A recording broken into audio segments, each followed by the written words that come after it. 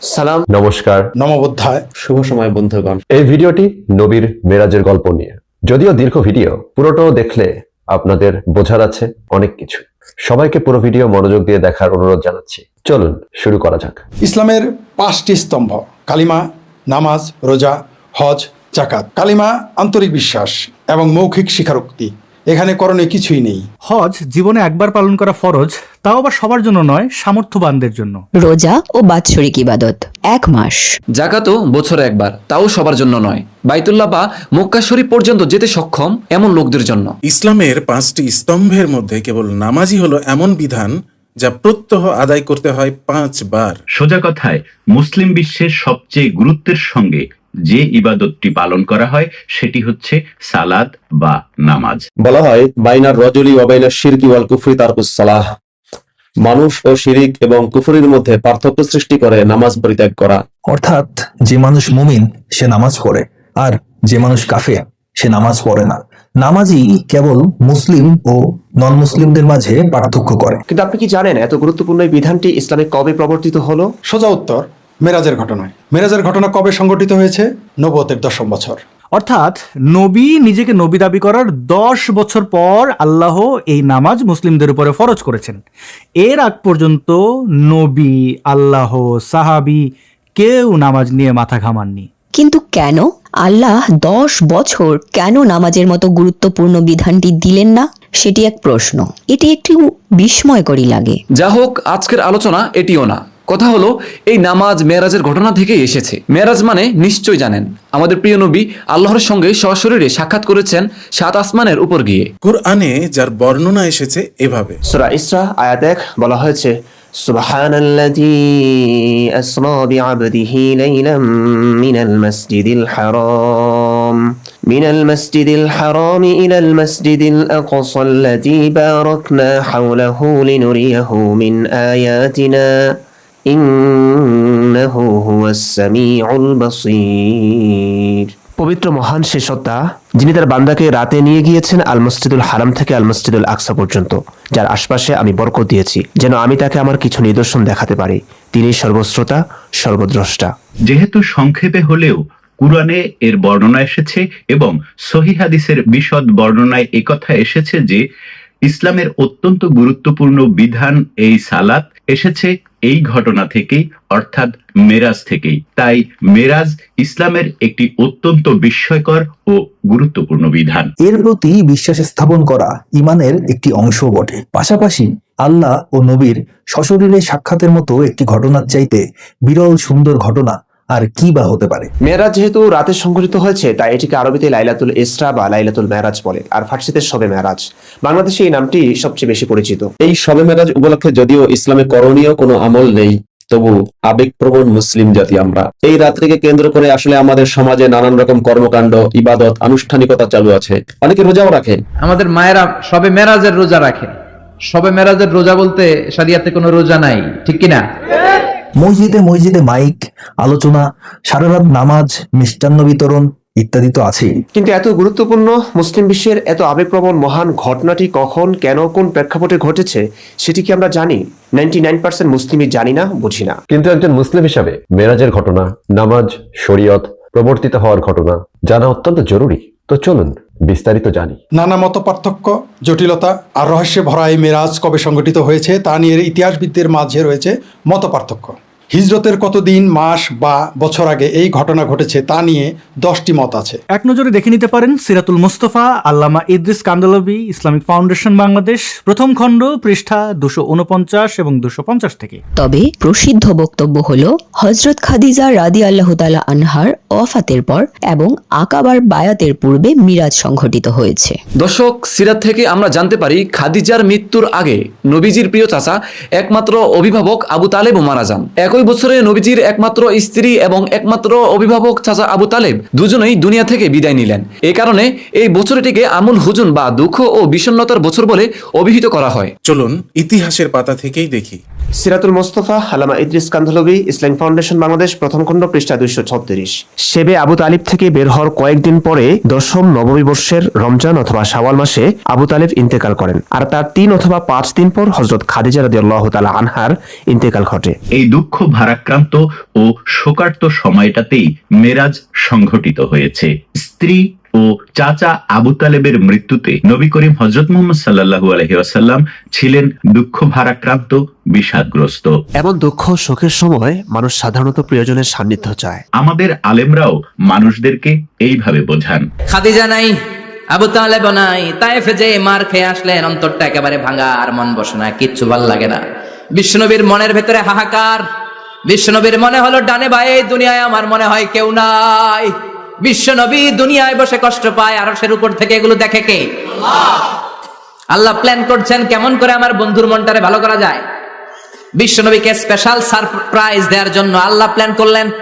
জিব্রাইল ডেকে বললেন, ও জিব্রাইল, আমার পেয়ারা নবীকে স্পেশাল সারপ্রাইজ দিব, কিন্তু এই সারপ্রাইজের গিফটটা তোমার হাত দিয়ে আমি দিতে চাই না, তুমি দিয়ে আসলে হবে না। আমার পেয়ারা নবীকে দুনিয়া থেকে টান দিয়ে আমার আরশের উপরে নিয়ে আসো। সাহিবুল মিরাজ। দর্শক, এটা ঠিক, বিশ্বনবী কষ্ট পেয়ে প্রিয়জনের সান্নিধ্য চাইছিলেন, কিন্তু এই প্রিয়জন আসলে কে? আল্লাহ নাকি অন্য কেউ? চলুন জানি ইসলামের অথেন্টিক সোর্স থেকে। সংক্ষেপে বললে, একবার নবী কাবার আঙিনায় তার সাথী সঙ্গীদের সঙ্গে ছিলেন। সাথী সঙ্গীদের মাঝে আবু বকরও ছিলেন। বিদ্যুতের আলোহীন অন্ধকার যুগ, সে অন্ধকারে হঠাৎ নবী তার সাথীদের মাঝ থেকে হারিয়ে যান। কোথায় গেলেন কেউ জানে না। আবু বকর তার সম্ভাব্য সকল জায়গায় খুঁজেও ছিলেন, নবীকে সারা রাত কোথাও পাওয়া গেল না। সকালে নবী ফিরে আসলেন সাথীদের মাঝে।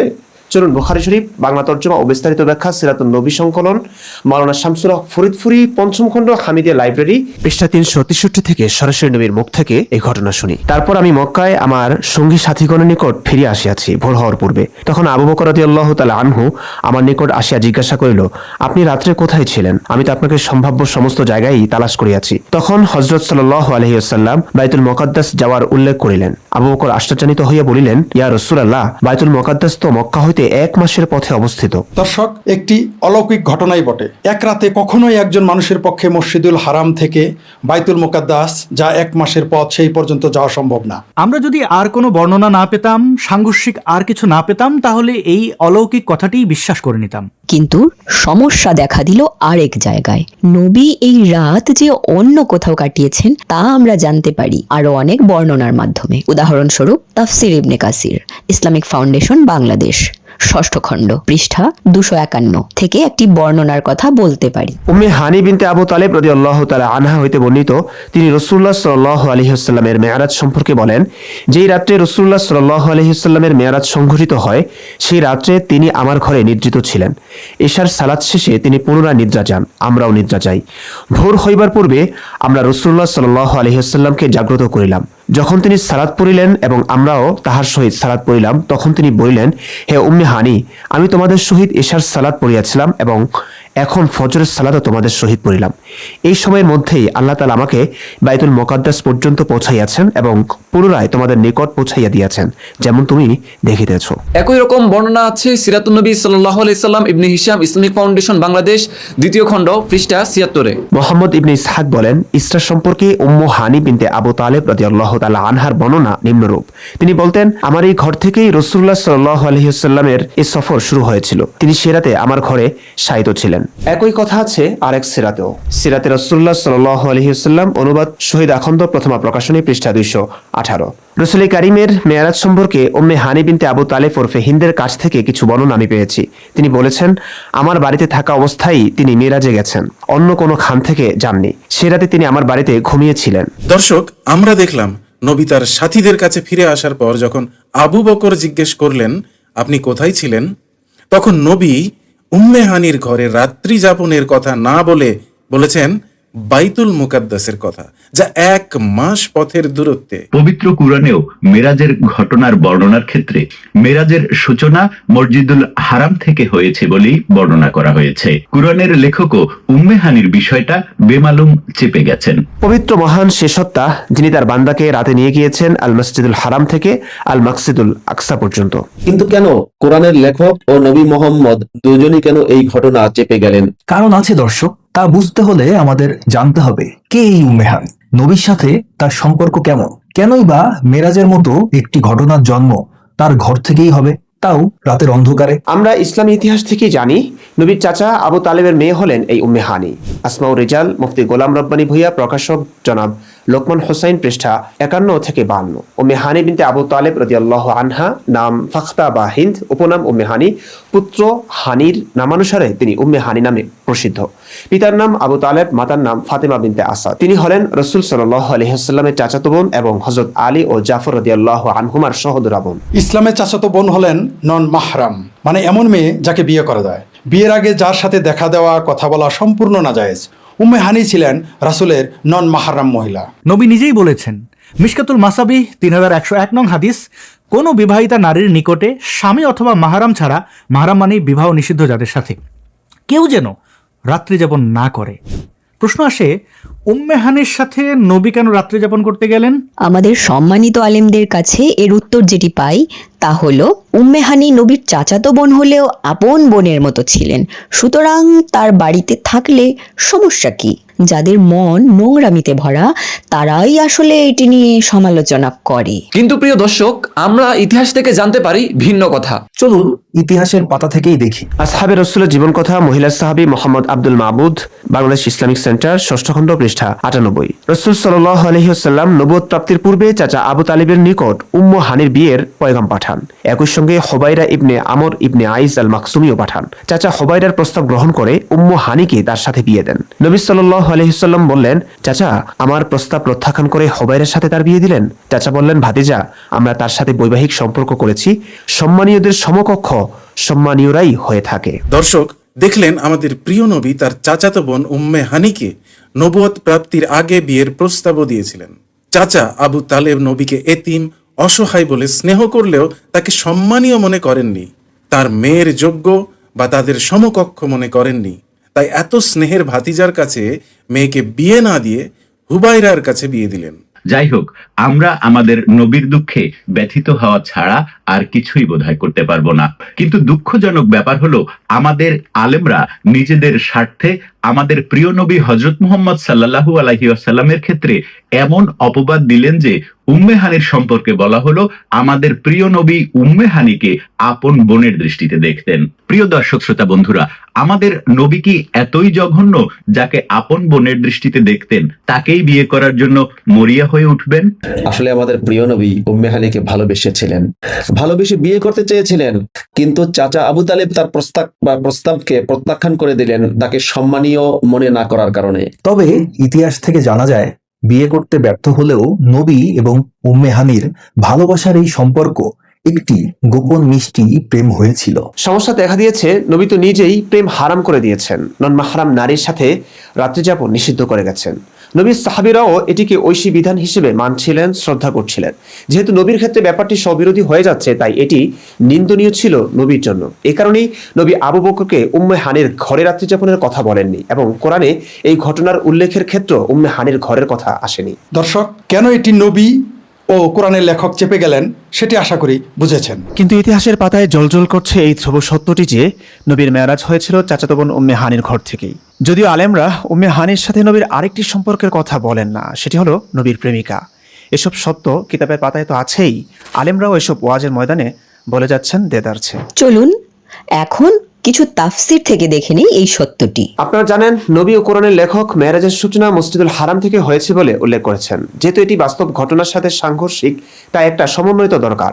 সেই ব্যবস্থা কিন্তু মুফাসসিররা করে নিয়েছেন। বলা হয়েছে, এখানে মসজিদুল হারাম বলতে সাধারণত বোঝায় বাইতুল্লাহ শরীফের চতুর্দিকের আঙিনাকে, যা দেয়াল দ্বারা পরিবেষ্টিত। তবে কোরআন ও সুন্নাহর কোনো কোনো স্থানে তা মক্কার পূর্ণ হারাম শরীফ অর্থেও ব্যবহৃত হয়েছে, যা কয়েক বর্গমাইল এলাকা ব্যাপী, যার সীমানা চিহ্নিত করেছেন ইব্রাহিম আলাইহিসসালাম। যেমন মেরাজের ঘটনায় মসজিদুল হারামের উল্লেখ রয়েছে। ইমামগণের ঐক্যমতে এখানে মসজিদুল হারাম অর্থ বাইতুল্লাহর আঙিনা নয়, কারণ মেরাজের শুরু হয় উম্মে হানি রাদিয়াল্লাহু আনহার ঘর থেকে, যা বাইতুল্লাহর আঙিনার বাইরে। একই কথা আছে তাফসিরে জালালাইনেও, 2য় খণ্ড, পৃষ্ঠা 650। একই কথা আছে হজ, ওমরা ও জিয়ারত গাইডে, যা সৌদি সরকার দ্বারা প্রকাশিত বিনামূল্যে বিতরণের জন্য, 15 পৃষ্ঠা। একই কথা আছে মাওলানা মোহাম্মদ শফি রহমতুল্লাহ আলাইহির বিখ্যাত তাফসির গ্রন্থ তাফসিরে মারিফুল কোরআনেও, 4th খণ্ড, পৃষ্ঠা 396। দেখলেন অবস্থা। সাধারণত বাইতুল্লাহ শরীফের চতুর্দিকের আঙিনাকে মসজিদুল হারামের অন্তর্ভুক্ত মনে করা হয়। উম্মে হানির ঘর কিন্তু এই মসজিদুল হারামের সীমানার বাইরেই।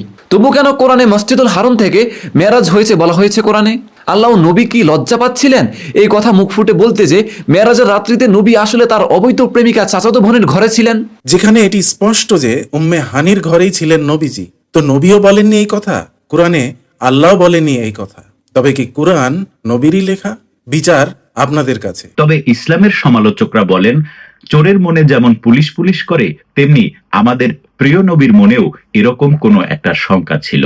তাই তিনি উম্মে হানির ঘরে রাত্রি যাপনের বিষয়টি আবু বকরকে বলেননি এবং কোরআনেও উদ্ধৃত করেননি। উম্মে হানিকে যদি তিনি আপন বোনের মতো মনেই করতেন, তাহলে তার ঘরে নবী মুহাম্মদের রাত্রি যাপনের বিষয়টি নবী মুহাম্মদ এভাবে ধামাচাপা দেওয়ার চেষ্টা তিনি করতেন না। এজন্যই আমরা বলি ডাল মে কুচ কালা হ্যায়। দর্শক, একটা জিনিস তো খেয়াল করলেনই, কোরআনের মুফাসসিরগণ সদা নবীর ভাবমূর্তি নষ্ট না হয়, ইসলাম মিথ্যা প্রমাণিত না হয়, সেইভাবেই তাফসির করেছেন। যেমন উম্মে হানির ঘর থেকেই যে মেরাজ হয়েছে সেই কথা কিন্তু নবীও বলেননি, কোরআনও বলেনি। কোরআন বলেছে মসজিদুল হারাম থেকে মেরাজ হয়েছে। স্বাভাবিকভাবে এটা স্ববিরোধী হয়ে গেল বাস্তবতার আলোকে, কারণ বাস্তবে নবী ওই রাতে উম্মে হানির ঘরেই ছিলেন। সমন্বয় করার জন্য উম্মে হানির ঘরটিকেও মসজিদুল হারামের আওতাভুক্ত করে নিয়েছেন, এই আর কি। যা হোক, আবেগের বশে একটু জায়গা না হয় টানাটানি করে নিয়েছে, তারপরেও কি কলঙ্কের দাগ মোছা যায় প্রিয় দর্শক? না। চলুন দেখি চেষ্টা করে পারা যায় কিনা। দর্শক, সমস্ত ইতিহাস থেকে আমরা জানলাম নবী তার জীবনের প্রথম ভালোবাসা প্রেমিকা চাচাতো বোন উম্মে হানির ঘরে রাত্রি যাপন করলেন, এবং এমন এক সময়ে যখন নবীর ঘরে কোনো স্ত্রী নেই। প্রশ্ন হলো, নবী কি করছিলেন উম্মে হানির ঘরে? প্রেম লীলা বা অন্তরঙ্গ সময় কাটাচ্ছিলেন নবী? দুঃখিত, ইতিহাস থেকে আমরা সেসব জানতে পারি না। উম্মে হানি সেসব কিছু বলেননি, কিছু হলেও একজন নারী এসব বলবেনও না। তখনকার যুগে সিসি ক্যামেরাও ছিল না যে আমরা সিসি ক্যামেরা ফুটেজ চেক করে দেখব নবী আসলে রাতের বেলা প্রেমিকার ঘরে কি করছিলেন। যেটা সুনিশ্চিতভাবে জানা যাবে না সেটা জানতে চাও অপ্রয়োজনীয়। যদি কিছু হয়েও থাকে তাতে একজন মানুষ হিসেবে আমার কাছে এটি বড় অন্যায় কিছু নয়। একটু প্রেমই তো করেছেন, না হয় একটু শরীরের চাহিদাই মিটিয়েছেন, এবং দ্বিপাক্ষিক চুক্তিতেই, তাতে আমার কি? কিন্তু একজন নবী বা একজন সৃষ্টিকর্তার সরাসরি দূত হিসেবে তার সাহাবীদের কাছে তার আপন বোনের মতো মনে করা উম্মে হানির ঘরে রাত্রি যাপনের বিষয়টি লুকিয়ে মেরাজে যাওয়ার গল্পটি আমাদের কাছে স্ববিরোধিতাই মনে হয়। কেননা কিচ্ছু না হোক, উম্মে হানির ঘরে রাত্রি যাপন করাটাই তো নবীর কথা অনুযায়ী হারাম, নিষিদ্ধ। নবী কেন তার নিকট হারাম নিষিদ্ধ একটা কাজ করতে গেলেন? প্রশ্নটা এখানেই। আপত্তি একজন নবী হিসেবে, একজন সাধারণ মানুষ হিসেবে নয়। এ কারণেই আমরা বলি ডাল মে কুচ কালা হায়। একজন নবী হিসেবে তার এই গল্পটি সত্যি কিনা, আসলেই কি তিনি আল্লাহর সঙ্গে সাত আসমানে গিয়ে সাক্ষাৎ করেছিলেন কিনা বোরাকে চড়ে, মসজিদুল হারাম থেকে আসলেই তিনি মসজিদে আকসায় গেলেন কিনা, ওখানে গিয়ে সমস্ত নবী রাসূলদের নিয়ে নামাজ পড়লেন কিনা, ইমাম ছিলেন কিনা, এগুলো ইতিহাসের কোষ্ঠী পাথরে যাচাই করে সত্য মিথ্যা বের করা প্রয়োজন। কারণ এর সঙ্গে জড়িয়ে আছে কোটি কোটি মানুষের বিশ্বাস, আবেগ, অনুভূতি, প্রাত্যহিক উপাসনা, নামাজ, এবং এর সঙ্গে জড়িয়ে আছে লাখ লাখ নিষ্পাপ শিশুর প্রাণ। কিভাবে? কারণ এখনো ইহুদিদের পুণ্যভূমি ফিলিস্তিন, বাইতুল মুকদ্দাস মুসলিমরা নিজেদের বলে দখল করার চেষ্টা করছে। যুদ্ধ হচ্ছে, লাখ লাখ নিষ্পাপ শিশুর প্রাণ যাচ্ছে, শহরগুলো ধ্বংসস্তূপে পরিণত হচ্ছে। কেন মুসলিমরা বাইতুল মুকদ্দাস দখলের চেষ্টা করছে আপনি কি জানেন? কারণ তাদের বিশ্বাস তাদের নবী মেরাজের রাত্রিতে এই মসজিদের সমস্ত নবী রাসূলদের ইমামতি করেছেন। এর মানে এই, তাদের নবীর সকল নবীর সর্দার সেই বাইতুল মুকদ্দাস মুসলিমদেরই মালিকানাধীন। মসজিদে আকসা এটা এমন একটি মসজিদ যেই মসজিদে আমার নবী মেরাজে যাওয়ার সময় নামাজ পড়েছেন। এই মসজিদ সেই মসজিদ যেই মসজিদের পাথরগুলো একদম সমুদ্রের তলদেশ থেকে জিনদের মাধ্যমে উঠানো হয়েছে। জি, মেরাজে গিয়ে নামাজ পড়েছেন বলে এই মসজিদ মুসলিমদের মসজিদ, তাই এই মসজিদ সহ সেই জেরুজালেম দখল করতেই হবে। এই নিয়ে দ্বন্দ্ব এখনো চলছে, চলবেও। রক্ত ঝরছে, ঝরেছে, ঝরবেও। তাই এই মেরাজের গল্পের সমস্ত ফাঁকফোকর নিয়ে আলোচনা করে এর সত্যতা বের করা প্রতিটি মানুষের জন্য মানবিক দায়িত্ব। দর্শক, নবী মেরাজের রাত্রিতে উম্মে হানির সাথে অবৈধ কোনো সম্পর্ক করুক বা না করুক, তাতে কিচ্ছু যায় আসে না। ধরেই নিলাম নবী উম্মে হানির সাথে নামাজ পড়ছিলেন, তাতেও একটা স্ববিরোধিতা থেকেই যায়। কেন নবী নন মাহরামের ঘরে রাত্রি যাপন করবেন? তারপরেও আমরা বিশ্লেষণ করে দেখব আসলে তাদের মাঝে কিছু হয়েছে কিনা। একটি বিষয় জানা দরকার, উম্মে হানির স্বামী সেই রাতে কি ঘরেই ছিল নাকি বাইরে ছিল? সম্মানিত আলেমদের দাবি সেই রাতে স্বামী ঘরেই ছিল। এর প্রমাণ হিসেবে তারা বলেন উম্মে হানির বিবরণে আমরা শব্দটি এসেছে, অর্থাৎ সেই রাতে উম্মে হানির স্বামী বাইরে ছিল না। উম্মে হানি, উম্মে হানির স্বামী এবং নবী মোহাম্মদ এরা সবাই মিলে সেই রাতে নাকি নামাজ আদায় করছিলেন। চলুন সিরাত থেকে দেখে নেই। সিরাতে রাসূলুল্লাহ সাল্লাল্লাহু আলাইহি সাল্লাম অনুবাদ শহীদ আখন্দ, প্রথম প্রকাশনী, পৃষ্ঠা 218। রাসূল কারীমের মেরাজ সম্পর্কে উম্মে হানি বিনতে আবু তালেব ওরফে হিন্দের কাছ থেকে কিছু বর্ণনা আমি পেয়েছি। তিনি বলেছেন, আমার বাড়িতে থাকা অবস্থায় তিনি মেরাজে গেছেন, অন্য কোনো খান থেকে যাননি। সে রাতে তিনি আমার বাড়িতে ঘুমিয়েছিলেন। সে রাতে তিনি এশার নামাজ পড়ে ঘুমাতে গেলেন, আমরাও ঘুমিয়ে পড়লাম। ভোরের একটু আগে রাসূল কারীম সাল্লাল্লাহু আলাইহি সাল্লাম আমাদের জাগিয়ে দিলেন। আমরা ফজরের নামাজ পড়লাম। মূল আরবি কিতাবে আরবি বাক্যটি হলো অসল্লাইনা মাআহু, আমরাও তার সাথে নামাজ পড়লাম। আলেমদের বক্তব্য হলো এখানে উম্মে হানি ওয়াসাল্লাইনা সিগাহ ব্যবহার করেছেন, যা জামঈ মুতাকাল্লিম বা বহুবচন বক্তার জন্য ব্যবহৃত হয়। মানে আমরা নামাজ পড়েছি। আমরা বলতে উম্মে হানি ও তার স্বামীকে বোঝানো হয়েছে। এভাবে আলেমরা প্রমাণ দেন উম্মে হানির সাথে তার স্বামীও ছিলেন ওই রাতে। দর্শক, এটা যে খুবই বাচ্চা সুলভ একটা দাবি, এটি হয়তো যে কোনো মাদ্রাসা পড়ুয়া প্রাথমিক লেভেলের ছাত্ররা বুঝবেন, কারণ আরবিতে অনেক কারণেই এক বচনের জন্য বহু বচনের শব্দ ব্যবহার হয়। এর উদাহরণ কোরআনে আছে খুব পরিচিত সূরাতেই। সূরা কাউসার, আল্লাহ বলছেন, নিশ্চয় আমি তোমাকে আল কাউসার দান করেছি।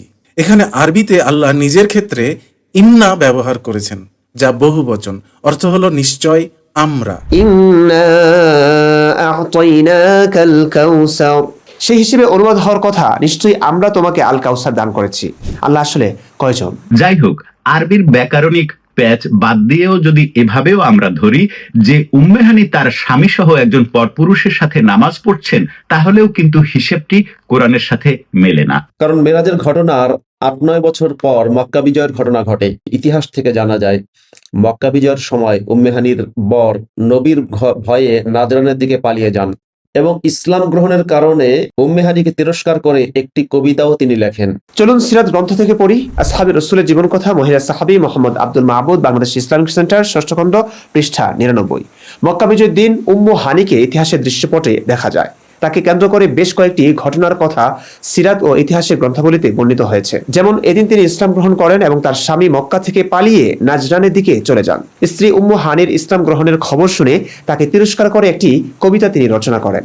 দর্শক, প্রশ্ন হলো, উম্মে হানি ও তার স্বামী যদি নবীর সাথে মেরাজের রাত্রিতে নামাজই পড়েছেন, এতই যদি ভালো সম্পর্ক, তাহলে এই নবীর ভয়ে তিনি অর্থাৎ উম্মে হানির স্বামী কেন পালিয়ে গেলেন? তদুপরি উম্মে হানির অনুরোধে সেদিন নবী কয়েকজন মুশরিককে হত্যা করতে বাধা দেন, তাহলে স্বামী পালালো কেন? উম্মে হানির স্বামীর সাথে নবীর ভালো সম্পর্ক থাকলে সম্পর্ক খারাপ হলো কবে? কি নিয়ে সম্পর্কের অবনতি? কোথাও এমন নয় তো যে সেই রাতে নবী উম্মে হানির স্বামীর চোখ ফাঁকি দিয়ে তার স্ত্রী অর্থাৎ উম্মে হানির সাথে গোপন কিছু করেছেন? নাকি আসলেই স্বামী ছিলেনই না সেই রাতে? উম্মে হানি একা নবীর সাথে নামাজ পড়ার কথাই বলেছেন, কিংবা সমালোচনা এড়াতে তিনি আসলে ওই রাতে একাই নবীর সাথে ছিলেন, এটি না বলে তার স্বামী সহ ছিলেন বলেই বর্ণনা করেছেন? জানি না। এইসব কেবল অনুমান নির্ভর ধারণা, যা সৃষ্টি হয়েছে বর্ণনার গড়মিলের কারণে। কোনোভাবে এটি মেনে নেওয়ার পরেও কি সমাধান হয়ে যায়? না প্রিয় দর্শক, সমস্যা আরও আছে। কারণ অনেক বর্ণনা এবং সিরাত থেকে জানা যায় উম্মে হানি ইসলাম গ্রহণ করেছিলেন মক্কা বিজয়ের পরে। উদাহরণস্বরূপ সিরাতুল মুস্তাফা সাল্লাল্লাহু আলাইহি সাল্লাম, আল্লামা ইদ্রিস কান্ধলভি, ইসলাম ফাউন্ডেশন, 3য় খণ্ড, পৃষ্ঠা 43 থেকে দেখে নিতে পারেন। মক্কা বিজয় হয় 8ম হিজরিতে, অর্থাৎ মেরাজের ঘটনার 8-9 বছর পর।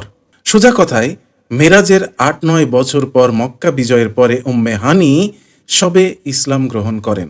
সেই রাতে উম্মে হানি মুসলিমই ছিলেন না, তার স্বামীও মুসলিম ছিলেন না। প্রশ্ন হলো, দুজন অমুসলিম তখন কিসের নামাজ পড়ছিলেন নবীর সাথে? এত কিছুর পরও আমরা বলতে পারি না দাল মে কুচ কালা হায়। দর্শকবৃন্দ, তাহলে একটি সহজ সরল প্রশ্ন কিন্তু আপনাদের মাথায় জাগবে, আর প্রশ্নটি হলো, মেরাজ তো তখনও হয়নি, অর্থাৎ নামাজ পড়ার যে বিধিবিধান মেরাজের মাধ্যমে হযরত মুহাম্মদ সাল্লাল্লাহু আলাইহি ওয়াসাল্লাম হয়ে আমাদের কাছে যে নির্দেশনা এসেছিল, সেই নির্দেশনা তখনও আসেনি, কারণ তখনও মেরাজ ঘটেনি। তাহলে উম্মে হানি এবং হযরত মুহাম্মদ সাল্লাল্লাহু আলাইহি ওয়াসাল্লাম বদ্ধ ঘরে ওই রাতে কিসের নামাজ পড়ছিলেন? এর উত্তর হলো 5 ওয়াক্ত নামাজ মেরাজের পর ফরজ হলেও এর আগেও মুসলিমরা নামাজ পড়তো 2 ওয়াক্ত। সকাল সন্ধ্যায় তারা নামাজ পড়তো। সূরা তাহা আয়াত নম্বর 130-এ স্পষ্ট না হলেও এ বিষয়ে ইঙ্গিত পাওয়া যায়, অর্থাৎ 2 ওয়াক্ত নামাজের ইঙ্গিত পাওয়া যায়। وسبح بحمد ربك قبل طلوع الشمس وقبل غروبها ومن آناء الليل فسبح وأطراف النهار لعلك ترضى। এবং তাসবিহ পাঠ করো তোমার রবের প্রশংসা বর্ণনার মাধ্যমে সূর্যোদয়ের পূর্বে, সূর্যাস্তের পূর্বে, এবং তাসবিহ পাঠ করো রাতের কিছু অংশে ও দিনের প্রান্তসমূহে, যাতে তুমি সন্তুষ্ট হতে পারো। যদি এখানে সালাত শব্দের উল্লেখ নেই, তবে তাসবিহ পাঠ বলতে সালাতের কথাই বোঝানো হয়েছে বলেন তাফসীরকাররা। দর্শক, তাজ্জবের ব্যাপার হলো কোরআনে মেরাজের মতো এমন বিস্ময়কর একটি ঘটনার বিস্তারিত তো দূরের কথা, সংক্ষেপে আসেনি 1-2টি আয়াত ছাড়া। তাও সেখানে বিবরণে লাজুকতা দেখা গেছে কোরআনে লেখকের। উম্মে হানির ঘরের কথা না বলে মসজিদুল হারাম বলা হয়েছে কোরআনে। তাও মসজিদে আকসা পর্যন্ত ভ্রমণের কথা আছে সেখানে। বোরাকে চড়ে 7 আসমানে গিয়ে আল্লাহর সঙ্গে সাক্ষাৎ, জান্নাত জাহান্নাম পরিদর্শন, এক এক আসমানে এক এক নবীর সাথে সাক্ষাৎ ইত্যাদির বর্ণনা কোথাও নেই। এসব না থাকতেই পারে, কিন্তু মেরাজের মাধ্যমে মুসলিম বিশ্ব যে মহাধন পেল 5 ওয়াক্ত নামাজ, সেই 5 ওয়াক্ত নামাজের কথাও কিন্তু কোরআনে নেই। এ নিয়ে বিস্তারিত ভিডিও হতে পারে, তবে এখানে আমি কেবল আলেমদের এ নিয়ে এখনো পর্যন্ত যে কাদার ছোড়াছুড়ি চলছে সেটি দেখাতে চাই তাদের মুখেই। একদল বেরোইছে এখন দেখি 2 ওয়াক্ত নামাজ পড়ে। তাদের বক্তব্য হচ্ছে যে 5 ওয়াক্ত নামাজ নাকি কোরআনে নাই, আর ওরা খালি কোরআন মানে হাদিস নাকি মানে না। কত যে ফেরকা এখন বেরোইছে আল্লাহ ভালো জানে। 5 ওয়াক্ত নামাজ কোরআনে নাই বলে, সুবহানাল্লাহ। তো 2 ওয়াক্ত নামাজ পড়ে। 5 ওয়াক্ত সালাতের কথা 5 ওয়াক্ত উল্লেখ করে পবিত্র কোরআনে কোথাও নাই। শুধু কোরআন কিচ্ছু না, যেমন নামাজের কথা বলছে কোরআন, কিন্তু 5 ওয়াক্তের ব্যাখ্যা কোরআনের মধ্যে নেই। নামাজ পড়ার কথা আল্লাহ কোরআনে বলে নাই। কোরআন শরীফের কোন জায়গায় নামাজ নাই? দর্শক, কেন আলেমদের 1 ভাগ বলবে 5 ওয়াক্ত নামাজের কথা কোরআনে নেই, কেন 1 ভাগ বলবে নামাজ 2 ওয়াক্ত? এত অস্পষ্টতা কেন থাকবে? আসলেই 5 ওয়াক্ত নামাজের কথা কোরআনে স্পষ্টভাবে নেই। যদিও এই কথাটি আলেমরা স্বীকার করতে চান না, তারা বলেন 5 ওয়াক্ত নামাজের কথা কোরআনেই আছে। এই দাবি করে তারা যে কয়টা আয়াত দেখান, আমরা সেগুলো আপনাদের কাছে তুলে ধরছি। দেখুন আয়াতগুলোতে কি আছে। সূরা হুদ আয়াত 114 বলা হয়েছে, ওয়া আকিমিস সালাতা তারফাইন নাহারি ওয়া যুলাফাম মিনাল লাইল। আর তুমি সালাত কায়েম করো দিবসের 2 প্রান্তে এবং রাতের প্রথম অংশে। দর্শক, অনেক আলেম এই আয়াতের মাধ্যমে বলে থাকেন এখানে 5 ওয়াক্ত নামাজের কথা বর্ণিত আছে। কিভাবে? সেই সাহাবীদের যুগ থেকে এসব আয়াতের অস্পষ্টতা নিয়ে নানা ধরনের মন্তব্য রয়েছে। অনেক আলেম বলেন যে এই আয়াতে নাকি 5 ওয়াক্ত নামাজের কথা বলা হয়েছে, কিন্তু কিভাবে? চলুন একটু তাফসীর দেখি। সালাত কায়েম করার নির্দেশ দানের পর সংক্ষিপ্তভাবে নামাজের ওয়াক্ত বর্ণনা করেছেন যে দিনের 2 প্রান্তে অর্থাৎ শুরুতে ও শেষ ভাগে এবং রাতেরও কিছু অংশে নামাজ কায়েম করবেন। দিনের 2 প্রান্তের সালাতের মধ্যে প্রথম ভাগের সালাত সম্পর্কে সবাই একমত যে সেটি ফজরের নামাজ, তাবারি, বাঘবি, কুরতুবি, ইবনে কাসির। কিন্তু শেষ প্রান্তের নামাজ সম্পর্কে ইবনে আব্বাস বলেন তা মাগরিবের নামাজ, তাবারি, কুরতুবি, ইবনে কাসির। হাসান বসরি, কাতাদা ও দাহাক আসরের সালাতকেই দিনের শেষ নামাজ সাব্যস্ত করেছেন, কুরতুবি, ইবনে কাসির। অবশ্য এখানে একটি মত এটাও রয়েছে যে দিনের 2 প্রান্ত বলে জোহর ও আসরের সালাত বোঝানো হয়েছে, কুরতুবি। রাতের কিছু অংশের নামাজ সম্পর্কে ইবনে আব্বাস ও মুজাহিদ বলেন এটি হচ্ছে এশার নামাজ। হাসান বসরি, মুজাহিদ, মোহাম্মদ ইবনে কাব, কাতাদা, দাহাক প্রমুখ তাফসীরকারদের অভিমত হচ্ছে যে সেটি মাগরিব ও এশার নামাজ, ইবনে কাসির। অতএব এই আয়াতে 4 ওয়াক্ত নামাজের বর্ণনা পাওয়া গেল, অবশিষ্ট রইল জোহরের নামাজ। এই ব্যাপারে ইবনে কাসির বলেন এটি 5 ওয়াক্ত সালাত ফরজ হওয়ার আগের নির্দেশ, আর তখন 2 ওয়াক্ত নামাজই ফরজ ছিল। সূর্যোদয়ের আগের নামাজ এবং সূর্যাস্তের আগের নামাজ, আর রাতের বেলা রসুল ও উম্মতের উপর কিয়ামুল লাইল করা ফরজ ছিল, ইবনে কাসির। অথবা জোহরের সালাতের ব্যাপারে কোরআনের অন্যত্র যা এসেছে তা থেকে প্রমাণ নেওয়া যায়, তা হচ্ছে নামাজ কায়েম করো যখন সূর্য ঢলে পড়ে, সূরা আল ইসরা আয়াত 38। মানে কেউ ক্লিয়ার না এই আয়াতে যে 5 ওয়াক্ত নামাজের কথা আছে, স্পষ্ট তো নেই, অস্পষ্টভাবে বা ইঙ্গিতেও পর্যন্ত 5 ওয়াক্ত টানাটানি করে গণ্য করতে পারেনি। অবশেষে ইবনে কাসিরের মতটি খুবই গুরুত্বপূর্ণ যে এটি 5 ওয়াক্ত সালাত ফরজ হওয়ার আগের নির্দেশ, আর তখন 2 ওয়াক্ত নামাজই ফরজ ছিল, সূর্যোদয়ের আগের নামাজ এবং সূর্যাস্তের আগের নামাজ। তার মানে মেরাজের পরে যে 5 ওয়াক্ত নামাজের গল্প তৈরি হয়েছে সেই নামাজের উল্লেখ এই আয়াতে নেই। চলুন আরো কিছু আয়াত দেখি যার মাধ্যমেও 5 ওয়াক্ত নামাজের প্রমাণ আলেমরা দিতে চান। সূরা ইসরা আয়াত 78 বলা হয়েছে, আকিমিস সালাতা লিদুলুকিশ শামসি ইলা গাসাকিল লাইলি ওয়া কুরআনাল ফাজর। সূর্য হেলে পড়ার সময় থেকে রাতের অন্ধকার পর্যন্ত সালাত কায়েম করো এবং ফজরের কোরআন। আলেমরা বলতে চান এই আয়াতে 5 ওয়াক্ত নামাজের কথা বলা হয়েছে, অর্থাৎ ফজর, জোহর, আসর, মাগরিব, ইশা, এই 5 ওয়াক্ত নামাজের কথা বলা হয়েছে। কিন্তু কোরআনে কি কোথাও এই 5 ওয়াক্ত নামাজের কথা নির্দিষ্টভাবে উল্লেখ আছে? থাকলে সেগুলো কোথায়? না, নেই। তাহলে এই 5 ওয়াক্ত নামাজের কথা কি করে কোরআনের আয়াতে থাকে? তারা বলেন এই আয়াতের সংক্ষেপে মেরাজের সময় যে 5 ওয়াক্ত সালাত ফরজ করা হয়েছিল তার সময়গুলো কিভাবে সংগঠিত ও বিন্যস্ত করা হবে তা বলা হয়েছে। নির্দেশ দেওয়া হয়েছে একটি সালাত পরিণত হবে সূর্যোদয়ের আগে, আর বাকি 4টি সালাত সূর্য ঢলে পড়ার পর থেকে নিয়ে রাতের অন্ধকার পর্যন্ত পরিণত হবে। দেখলেন অবস্থা কেমনে বের করলো? যা হোক, তবু কোনোভাবে বের তো করা গেছে, কিন্তু এটিকে 5 ওয়াক্তের ইঙ্গিত বলা যায়। নামাজ যে 5 ওয়াক্তই সেটির কথা উল্লেখ নেই এই আয়াতে, এটি দিবালোকের ন্যায় স্পষ্ট। এভাবে অনেক বিক্ষিপ্ত কোরআনের চিপায় চাপায় ছড়িয়ে ছিটিয়ে থাকা আয়াতের ভেতর লুকানো গোপন অস্পষ্ট ইঙ্গিত থেকে অনেক কসরত করে 5 ওয়াক্ত নামাজের কথাই কেবল প্রমাণ করতে হয় আলেমদের। এর পন্থা পদ্ধতি তো কোরআনে একদমই নেই। প্রশ্ন হলো, যে কোরআনে নবী তার অনেকগুলো স্ত্রীর পাশাপাশি দাসী সেক্স করতে গিয়ে ধরা খাওয়ায়, স্ত্রীদের অসন্তুষ্টি দূরীকরণ বা নিয়ন্ত্রণের জন্য আস্ত একটি সূরা নাজিল হয় যার নাম সূরা তাহরিম, এবং স্ত্রীদের তালাকের হুমকি দিয়ে আস্ত একটি সূরা নাজিল হয় সূরা তালাক। যে কোরআনে নবী তার পালক পুত্র বধূকে বিয়ে করায় তার সমালোচনা হচ্ছে বলে সেই সমালোচনা বন্ধ করতে গোটা একটা দীর্ঘ আয়াত নাজিল হয়, সেই কোরআনে মুসলিম বিশ্বের একমাত্র গুরুত্বপূর্ণ বিধানটি খুঁজে পেতে এত কসরত কেন করতে হবে? প্রিয় দর্শক, এত গোজামিল কেন দিতে হবে? নাকি কোরআনের লেখক মেরাজের ঘটনাটি উল্লেখ করতে যেমন লজ্জা পাচ্ছিলেন, তেমনি মেরাজের গল্প থেকে সৃষ্ট সেই নামাজের উল্লেখ করতেও একই রকম দনমন করেছিলেন? কোথাও কি তিনি লজ্জা পাচ্ছিলেন? জানি না, তবে খটকা তো লাগেই। দর্শক, আপনার খটকা না লাগলে সমস্যা নেই, এখানে শেষ নয়, আরো বহু বিষয় আছে যা এই মেরাজের গল্পটি সত্য না পাতানো এক গল্প তা আপনার কাছে দিবালোকের ন্যায় স্পষ্ট করে দেবে। নবীর সাথে উম্মে হানির সম্পর্ক যে বোনের মতো ছিল না তা স্পষ্ট হয়েছে আশা করি। তবে এখানে একটি বিষয় সামনে আসবে, উম্মে হানির সাথে সম্পর্ক প্রেম বা কামের যেমনি হোক, তখন তো পর্দার বিধান নাজিল হয়নি, সুতরাং নবী উম্মে হানির সঙ্গে রাত্রিযাপন করতেই পারেন, এটা বলে থাকেন আমাদের সম্মানিত আলেমগণ। এক্ষেত্রে আমরা আগেই বলেছি নবী উম্মে হানির সাথে সেক্স করলেও আমাদের কারো সমস্যা ছিল না। বিষয় হলো ইসলাম অনুযায়ী নবীর কথাগুলো স্ববিরোধী কিনা। নবীর এই মেরাজের গল্পটি সত্য নাকি পরিস্থিতির মোকাবিলায় সৃষ্ট একটি সাজানো গল্প, সেটি বোঝা। এখন প্রশ্ন হলো, পর্দার বিধান নাজিল না হলেও ইসলামের কোথাও এটা নেই যে ওই মেয়ের ঘরে রাত যাপন করতে পারবে। রাত্রি যাপন আর পর্দা না করে কথাবার্তা বলা, দেখা সাক্ষাৎ করা ভিন্ন বিষয়। পর্দা ফরজ নয় মানে এটা নয় যে আমি যে কোনো মেয়ের সাথে বিয়ের আগে করতে পারবো। যা হোক, পর্দার প্রসঙ্গটি তুলে আলেমদের আত্মরক্ষার ব্যাপারটিও আসলে টেকে না মক্কা বিজয়ের ঘটনা সামনে আনলে। কারণ উম্মে হানির সাথে রাত্রিযাপনের অন্তত 8-9 বছর পরে মক্কা বিজয় হয়। 8ম হিজরিতে মক্কা বিজয় হয়, কিন্তু পর্দার হুকুম বা পর্দার বিধান নাজিল হয় 5ম হিজরিতে। কিভাবে, কোন প্রেক্ষাপটে, নবীর কেমন প্রয়োজনে পর্দার বিধানটি নাজিল হয় সেটি নিয়ে বিস্তারিত ভিডিও আছে ইসলামে পর্দা প্রথা যেভাবে এলো এই শিরোনামে। সেটি দেখলে আরো গভীরভাবে ইসলামকে বুঝবেন। যা হোক, 5ম হিজরিতে পর্দার বিধান নাজিল হলে 8ম হিজরিতে নিশ্চয়ই উম্মে হানির সাথে পর্দা ফরজ ছিল, পর্দা মেনটেন করা উচিত ছিল। কিন্তু আমরা মক্কা বিজয়ের ঘটনাগুলো পর্যালোচনা করলে দেখতে পাই উম্মে হানির সাথে তখনও প্রেম অটুট ছিল। নবীর ঘরে তখন অনেক স্ত্রী, দাসী, এবং উম্মে হানির ঘরেও তখন এক ঝাঁক সন্তানাদি। তারপরেও নবী এই বৃদ্ধ বয়সে নিজ ঘরে এত স্ত্রী দাসী থাকবার পরেও উম্মে হানিকে বিয়ে করতে চাইলেন, প্রস্তাবও দিলেন।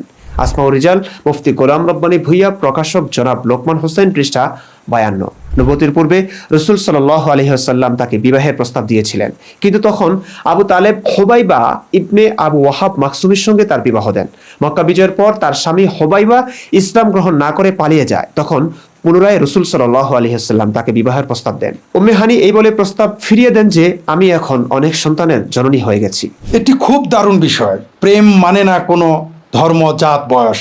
এমন এক অনন্য প্রেমের জন্য নবীকে সাধুবাদ দিতেই হয়। আমাদের এই যুগেও বৃদ্ধ রোমান্টিক দম্পতিগুলো দেখলে আমাদের চোখ জুড়িয়ে যায়। যদিও নবী উম্মে হানির প্রেমে পাগল ছিলেন অন্য একটি কারণে, সেটি কি? থাক, আমি বলতে পারবো না, আপনারাই পড়ে নিন সহিহ হাদিস থেকে। সহিহ মুসলিম হাদিস একাডেমি 6353 নং হাদিস। আবু হুরায়রা রাদিয়াল্লাহু তাআলা আনহু হতে বর্ণিত, তিনি বলেন রাসূলুল্লাহ সাল্লাল্লাহু আলাইহি ওয়াসাল্লাম আবু তালেবের কন্যা উম্মু হানি রাদিয়াল্লাহু তাআলা আনহার কাছে বিয়ের প্রস্তাব দিলেন। তখন তিনি বললেন, হে আল্লাহর রাসূল, আমি তো বার্ধক্যে পৌঁছে গেছি এবং আমার সন্তানাদিও রয়েছে। তারপর রাসূলুল্লাহ সাল্লাল্লাহু আলাইহি ওয়াসাল্লাম বললেন, উটে আরোহণকারীদের মধ্যে তুমি সর্বোত্তম নারী। দর্শক, হাদিসে বিয়ের প্রস্তাবের সাথে নবী মোহাম্মদ উটে আরোহণকারী নারী হিসেবে উম্মে হানিকে নারীকে আখ্যায়িত করেছেন। কিন্তু প্রশ্ন হচ্ছে, উটে আরোহণকারী নারীকে বিবাহের জন্য উত্তম বলে নবীর কেন মনে হলো? উটে চড়া মেয়ে বিবাহ করলে কি কি সুবিধা পাওয়া যায়? সংশয়.com-এ একজন নারীর উট বা ঘোড়া বা এমন কোনো প্রাণীতে চড়া নারীর ভিডিও প্রকাশ করেছেন। দর্শক, আমরা কোনো মন্তব্য করছি না। নবী উম্মে হানিকে যে বিষয়টির সাথে উপমা দিলেন সেটি আশা করি বুঝতে পেরেছেন। যা হোক, নবী উম্মে হানির উটে চড়ে বসা নারীদের মধ্য হতে শ্রেষ্ঠত্ব দেখে বিয়ে করতে চাক আর অন্য গুণাগুণ দেখে বিয়ে করতে চাক, উম্মে হানি সেই বিয়ের প্রস্তাব প্রত্যাখ্যান করেছেন। এটাই হলো মূল কথা। কিন্তু বিয়ে করতে না পারলেও কি তারা একে অপর থেকে দূরে থাকতেন, পর্দা রক্ষা করতেন? চলুন দেখি হাদিস থেকে। সুনে আবু দাউদ তাহকিকৃত 2456 নং হাদিস উম্মু হানি রাদিয়াল্লাহু তাআলা আনহা সূত্রে বর্ণিত। তিনি বলেন, মক্কা বিজয়ের দিন ফাতিমা রাদিয়াল্লাহু তাআলা আনহা এসে রাসূলুল্লাহ সাল্লাল্লাহু আলাইহি ওয়াসাল্লামের বাম পাশে বসলেন আর উম্মু হানি রাদিয়াল্লাহু তাআলা আনহা বসলেন তার ডান পাশে। বর্ণনাকারী বলেন, এক দাসী এক পাত্র পানীয় এনে তাকে দিলে তিনি তা থেকে কিছু পান করার পর উম্মু হানির দিকে পাত্রটি এগিয়ে দিলেন এবং তিনি তা থেকে পান করলেন। আরেকটি হাদিসে একই পাত্র থেকে দুজনের শরবত পানের কথাও আছে। তিরমিজি শরীফ, ইসলাম ফাউন্ডেশন, 3য় খণ্ড, পৃষ্ঠা 94, হাদিস নং 729। উম্মু হানি রাদিয়াল্লাহু তাআলা আনহা থেকে বর্ণিত। তিনি বলেন, আমি নবী সাল্লাল্লাহু আলাইহি সাল্লামের কাছে বসা ছিলাম, তখন তার কাছে কিছু শরবত এলো, তিনি এ থেকে পান করলেন, এরপর আমাকে তা দিলেন। সুবহানাল্লাহ, চমৎকার দৃশ্য।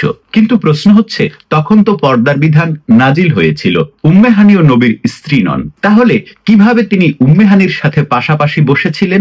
কিভাবে পানীয় পান করছিলেন একই পাত্রে, যেখানে উম্মে হানি এবং আমাদের প্রিয় নবী হযরত মুহাম্মদ সাল্লাল্লাহু আলাইহি ওয়াসাল্লাম উম্মে হানির স্বামী নন? একই পাত্রে দুজন কিভাবে শরবত পান করলেন? কিভাবে? শুধু তাই নয় দর্শক, হাদিস থেকে জানা যায় মক্কা বিজয়ের দিনে যেন দীর্ঘকাল অপেক্ষার প্রহর শেষে উম্মে হানির বাসায় যান নবী মোহাম্মদ। বাসায় গিয়ে কি করেছিলেন সেটার পুঙ্খানুপুঙ্খ বিবরণ জানা যায়নি, তবে যদ্দূর জানা গেছে তা যথেষ্ট সন্দেহ উদ্রেক করে আমাদের মনে। সুনানে তিরমিজি, ইসলাম ফাউন্ডেশন, 474 নং হাদিস উম্মু হানি রাদিয়াল্লাহু আনহা বর্ণনা করেন যে রাসূল ফাতহে মক্কার দিন অর্থাৎ মক্কা বিজয়ের দিন তার ঘরে এলেন এবং গোসল করলেন, এরপর 8 রাকাত সালাত আদায় করলেন। এর চেয়ে সংক্ষিপ্ত সালাত আদায় করতে আমি তাকে আর কখনো দেখিনি, তবে তার এই সালাতে তিনি রুকু সিজদা পূর্ণাঙ্গভাবে আদায় করেছিলেন। দর্শক, আমরা ইতিপূর্বে জেনেছি উম্মে হানির বর নবীর ভয়ে পালিয়ে গিয়েছিলেন।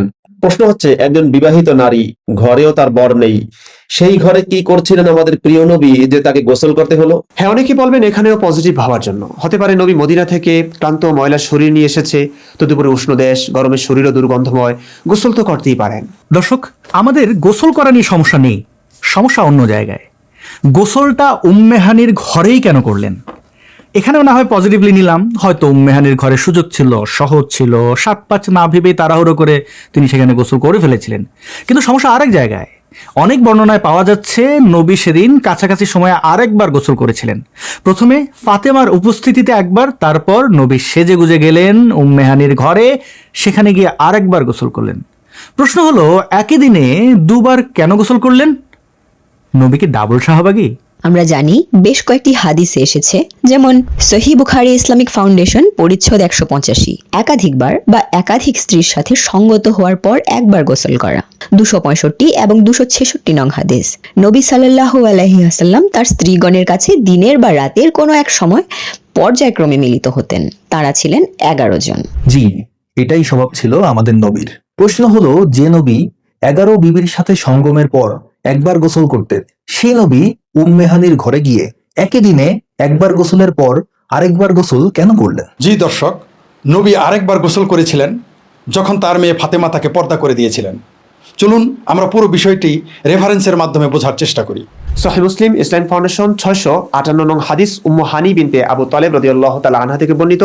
মক্কা বিজয়ের বছর তিনি রাসূলুল্লাহ সাল্লাল্লাহু আলাইহি ওয়াসাল্লামের কাছে এলেন। তিনি তখন মক্কার উঁচু এলাকায় অবস্থান করছিলেন। রাসূলুল্লাহ সাল্লাল্লাহু আলাইহি ওয়াসাল্লাম গোসল করতে গেলে ফাতেমা রাদিয়াল্লাহু তাআলা আনহা তাকে আড়াল করে দিল। এরপর তিনি নিজের কাপড় নিয়ে পরিধান করলেন, তারপর 8 রাকাত চাশতের সালাত আদায় করলেন। দর্শক, এই হাদিসে নবী মক্কার উঁচু ভূমিতে ছিলেন, গোসল করছিলেন, নবী কন্যা ফাতেমা তাকে পর্দা করছিলেন এবং গোসল শেষে তিনি 8 রাকাত চাশতের নামাজ আদায় করছিলেন। অর্থাৎ সময়টা ছিল চাষের সময়। এই গোসলের পর কি হয়েছিল শুনুন। সুনানে আবু দাউদ ইসলাম ফাউন্ডেশন 2448 নং হাদিস বলা হয়েছে, উম্মে হানি রাদিয়াল্লাহু তাআলা আনহা হতে বর্ণিত, তিনি অর্থাৎ রাবী বলেন, মক্কা বিজয়ের দিন বিজয়ের পর ফাতেমা রাদিয়াল্লাহু তাআলা আনহা আগমন করেন। এরপর তিনি রাসূলুল্লাহ সাল্লাল্লাহু আলাইহি ওয়াসাল্লামের বাম দিকে উপবেশন করেন এবং উম্মে হানি রাদিয়াল্লাহু তাআলা আনহা ডান দিকে। রাবী বলেন, এ সময় জনৈক দাসী একটি পাত্রে কিছু পানীয় দ্রব্য এনে পেশ করলে তিনি তা পান করেন। এরপর তিনি এর অবশিষ্টাংশ উম্মে হানিকে পান করতে দেন। তিনি তা পান করে বলেন, ইয়া রাসূলুল্লাহ, আমি তো ইফতার করলাম, কিন্তু আমি যে রোজা ছিলাম। তিনি তাকে জিজ্ঞেস করেন, তুমি কি কোনো কাজা রোজা আদায় করছিলে? তিনি বলেন, না। তিনি বলেন, যদি তা নফল রোজা হয় তবে এতে তোমার কোনো ক্ষতি হবে না। এই হাদিসে উম্মে হানি এবং ফাতেমা পাশাপাশি বসেছিলেন, পানীয় পান করছিলেন একই পাত্র থেকে। উম্মে হানি রোজা রেখেছিলেন এবং আমাদের প্রিয় নবী হযরত মুহাম্মদ সাল্লাল্লাহু আলাইহি ওয়াসাল্লাম তার রোজা ভাঙিয়ে নিলেন। আমরা এটা খুব ভালোভাবেই জানি, রোজা থাকা অবস্থায় কোনো কিছু খাওয়া, কোনো কিছু পান করা এবং স্ত্রী সহবাস একেবারেই নিষিদ্ধ। এই তিনটি কাজের যে কোনো একটি কাজ করলে আপনার রোজা সর্বান্তকরণে ভঙ্গ হয়ে যাবে। এরপর নবী কি করলেন দেখুন। মিশকাতুল মাসাবিহ 4446 নম্বর হাদিসের মধ্যে আছে, উম্মে হানি রাদিয়াল্লাহু আনহা থেকে বর্ণিত, তিনি বলেন, মক্কা বিজয়ের দিন একদিন রাসূলুল্লাহ সাল্লাল্লাহু আলাইহি ওয়াসাল্লাম আমাদের কাছে আসলেন। এ সময় তার মাথার চুলে 4টি জুলফি ছিল। অর্থাৎ নবী প্রথমে গোসল করলেন যখন ফাতেমা তাকে পর্দা করছিলেন। এরপর উম্মে হানি এলেন। নবী, ফাতেমা ও উম্মে হানি পাশাপাশি বসে পানীয় পান করলেন। তারপর নবী সাজগুজ করলেন, মাথায় 4টি জুলফি দিলেন বা বেনি। পুরুষের চুলে বেনি একটি পুরনো কালচার, বিশেষ বিশেষ দিনে এই ধরনের সাজসজ্জা করে পুরুষরা বের হতো। যাই হোক, এরপর নবী কি করলেন? সহিহ বুখারী ইসলাম ফাউন্ডেশন 3962 নং হাদিস থেকে দেখুন। ইবনু আবি লাইলা রাদিয়াল্লাহু তাআলা আনহু থেকে বর্ণিত যে তিনি বলেন, নবী সাল্লাল্লাহু আলাইহি ওয়াসাল্লামকে চাষতের সালাত আদায় করতে দেখেছে। এই কথাটি একমাত্র উম্মে হানি রাদিয়াল্লাহু তাআলা আনহা ছাড়া অন্য কেউ আমাদের কাছে বর্ণনা করেননি। তিনি বলেছেন যে মক্কা বিজয়ের দিন নবী সাল্লাল্লাহু আলাইহি ওয়াসাল্লাম তার বাড়িতে গোসল করেছিলেন। এরপর তিনি 8 রাকাত সালাত আদায় করেছেন। উম্মে হানি রাদিয়াল্লাহু তাআলা আনহা বলেন, আমি নবী সাল্লাল্লাহু আলাইহি ওয়াসাল্লামকে এই সালাত অপেক্ষা হালকাভাবে অন্য কোনো সালাত আদায় করতে দেখিনি, তবে তিনি রুকু সিজদা পুরোপুরি আদায় করেছিলেন। এই হাদিসগুলো শুধুমাত্র উম্মে হানি থেকেই বর্ণিত, মানে তখন উম্মে হানি ও মোহাম্মদের সাথে আর কেউ ছিলেন না। এখানে বলা হয়েছে নবী উম্মে হানির ঘরে গেলেন, নবীর চুল তখন বিনি ছিল, অর্থাৎ সাজগোজ ছিল নবীর। লোকেরা বলে গার্লফ্রেন্ডের সাথে রুম ডেট বা লিটনের ফ্ল্যাটে যাওয়ার আগে পুরুষরা পরিচ্ছন্ন হয়, গোসল করে, সুগন্ধি মাখে, তারপর প্রিয় মানুষের সান্নিধ্যে যায়। নবীও কি তাই করলেন? যাই হোক, নবী সাজগোজ করে উম্মে হানির ঘরে গিয়ে কি করলেন তা জানা নেই, কিন্তু গোসল করলেন আরেকবার। প্রশ্ন হলো, একই দিনে একই সময়ে নবী কেন দুবার গোসল করলেন? চলুন মক্কা বিজয়ের দিন যা ঘটেছিল তা একটি ছকের মাধ্যমে দেখে নিই। সময় মক্কা বিজয়ের দিন, স্থান মক্কার উচ্চ এলাকায়, ঘটনা ফাতিমার উপস্থিতিতে নবীর গোসল, উম্মে হানির আগমন। উম্মে হানির বাসায় তখন দরজা বন্ধ, ভেতরে লুকিয়ে আছেন কিছু মানুষ। 2 সময় মক্কা বিজয়ের দিন, স্থান মক্কার উচ্চ এলাকায়, ঘটনা ফাতিমা, মোহাম্মদ, উম্মে হানি পাশাপাশি বসে পানীয় সেবন, মোহাম্মদের অনুরোধে উম্মে হানির রোজা ভঙ্গ। 3 সময় মক্কা বিজয়ের দিন, স্থান মক্কার উচ্চ এলাকা থেকে উম্মে হানির বাড়ির দিকে যাত্রা, ঘটনা নবী মোহাম্মদ সাজগোজ করলেন, চুলে 4টি বেনি করলেন। 4 সময় মক্কা বিজয়ের দিন, স্থান উম্মে হানির ঘর, ঘটনা উম্মে হানির বাড়িতে নবীর গমন, উম্মে হানির স্বামী বাড়িতে অনুপস্থিত, সেখানে গিয়ে নবী আবারও গোসল করলেন। দর্শক, এতক্ষণ ধরে এত কিছু বিশ্লেষণ করে আমরা এটাই দেখালাম নবী মোহাম্মদ ও তার প্রথম জীবনের ভালোবাসা চাচাতো বোন উম্মে হানির সঙ্গে তার সম্পর্ক ইসলামিক দৃষ্টিকোণ থেকেই ছিল নিষিদ্ধ, হারাম। নবী সেই কাজটি করলেন। এক কথায় আমরা বলতে পারি, নবী এই পৃথিবীবাসীর জন্য যাবতীয় বিধান শাসন জারি করে দিয়ে গেলেও নিজেই ইসলামের সেসব বিধান মানতেন না। এর বহু উদাহরণ রয়েছে ইসলামের ইতিহাসে। আমরা সেসবের দিকে যাচ্ছি না, আজকের টপিকেই থাকি। এবং এখানেও নবীর এমন আরো একটি উদাহরণ পাওয়া যায়। মক্কা বিজয়ের দিন উম্মে হানি এবং ফাতেমা যখন পাশাপাশি বসে পানীয় পান করছিলেন, তখন উম্মে হানি নবীর এগিয়ে দেওয়া পানির পাত্র থেকে পানি পান করে ভুল করার মতো এমন একটি কথা বলেন। তিনি পান করে বলেছিলেন, ইয়া রাসূলুল্লাহ, আমি তো ইফতার করলাম, কিন্তু আমি যে রোজা ছিলাম। নবী তারপর তাকে একভাবে বুঝিয়ে সুজিয়ে রোজা ভাঙালেন। যে পন্থায় উম্মে হানির রোজা নবীজি ভাঙালেন সেটি নবীর দেখানো ইসলামের সাথেই যায় না। তিনি তাকে জিজ্ঞেস করেন, তুমি কি কোনো কাজা রোজা আদায় করছিলে? তিনি বলেন, না। তিনি বলেন, যদি তা নফল রোজা হয় তবে এতে তোমার কোনো ক্ষতি হবে না। নবী উম্মে হানির রোজাটিকে নফল রোজা ধরে রোজা ভাঙালেন। কিন্তু ইসলাম অনুযায়ী রমজানের রোজা তো ফরজ, আর ফরজ রোজার সময় অন্য কোনো রোজা নেই। নফল রোজা মেহমানের জন্য ভাঙার অবকাশ ইসলামে থাকলেও ফরজ রোজা ভাঙার কোনো অবকাশ কিন্তু ইসলামে নেই। প্রশ্ন হলো, মক্কা বিজয়ের সেই সময়টা কি রমজান ছিল নাকি অন্য কোনো মাস? চলুন সিরাত ইবনে হিশাম থেকে দেখি। সিরাত ইবনে হিশাম, অনুবাদ আকরাম ফারুক, বাংলাদেশ ইসলামিক সেন্টার, পৃষ্ঠা 271। এরপর রাসূলুল্লাহ সাল্লাল্লাহু আলাইহি ওয়াসাল্লাম মক্কা অভিযানে রওনা হলেন। এই সময় আবু বরহুম গিফারিকে মদিনায় তার খলিফা নিয়োগ করলেন। রমজানের 10 দিন অতিবাহিত হবার পর তিনি যাত্রা করলেন। তিনি নিজে এবং মুসলমানগণ সকলেই রোজা রাখলেন। ওসফান ও আমাজের মধ্যবর্তী কুদাইত নামক স্থানে পৌঁছলে সকলে ইফতার করলেন। রমজানের 10 দিন অতিবাহিত হবার পর তিনি যাত্রা শুরু করলেন। বাকি আছে 20 দিন। পথে কি 20 দিন লেগে গেছে? না, রমজানেই মক্কা বিজয় হয়েছে। মক্কায় প্রবেশ এবং এর পরের এই ঘটনাবলী সবই ঘটেছিল রমজান মাসে, আর রোজা ফরজ হয়েছে 2য় হিজরিতেই। মক্কা বিজয়ের ঘটনা 8ম হিজরি রমজান মাসে। তাহলে নবী কিভাবে উম্মে হানির রোজা ভাঙিয়ে তাকে পান করান? কিভাবে উম্মে হানির রোজা নফল হয়? নবীর নিজের রোজা ভাঙার ইসলামিক ব্যাখ্যা আছে, কারণ রমজানের রোজা সফর অবস্থায় ভাঙা যায়। নবী যেহেতু সফর করে এসেছেন, তাই নবীর রোজা ভাঙার ব্যাপারটিও মান্য হয়ে যায়। কিন্তু উম্মে হানি তো সফর করেননি, তিনি মুকিম বা মক্কায় নিজ ভূমিতেই অবস্থানরত ছিলেন। তার জন্য রমজানের ফরজ রোজা ভাঙার কি কোনো অবকাশ আছে ইসলামে? নবী তবে কিসের লোভে একটি ফরজ রোজা ভাঙার নির্দেশ দিয়ে দিলেন? বিচার আপনাদের কাছে। দর্শক, একটি বিষয় আপনাদের কাছে খুবই স্পষ্ট, সেটি হচ্ছে আমাদের প্রিয় নবী হযরত মুহাম্মদ সাল্লাল্লাহু আলাইহি ওয়াসাল্লাম তিনি ছিলেন অত্যন্ত রোমান্টিক এবং অত্যন্ত নারী প্রেমিক, যে কথাটি তিনি তার নিজের মুখেই বলেছেন। সুনানে আন-নাসাই 3939 নং হাদিস। আনাস রাদিয়াল্লাহু তাআলা আনহুর সূত্রে রাসূলুল্লাহ সাল্লাল্লাহু আলাইহি ওয়াসাল্লাম হতে বর্ণিত, তিনি বলেন, পার্থিব বস্তুর মধ্যে স্ত্রী ও সুগন্ধি আমার নিকট পছন্দনীয় করা হয়েছে।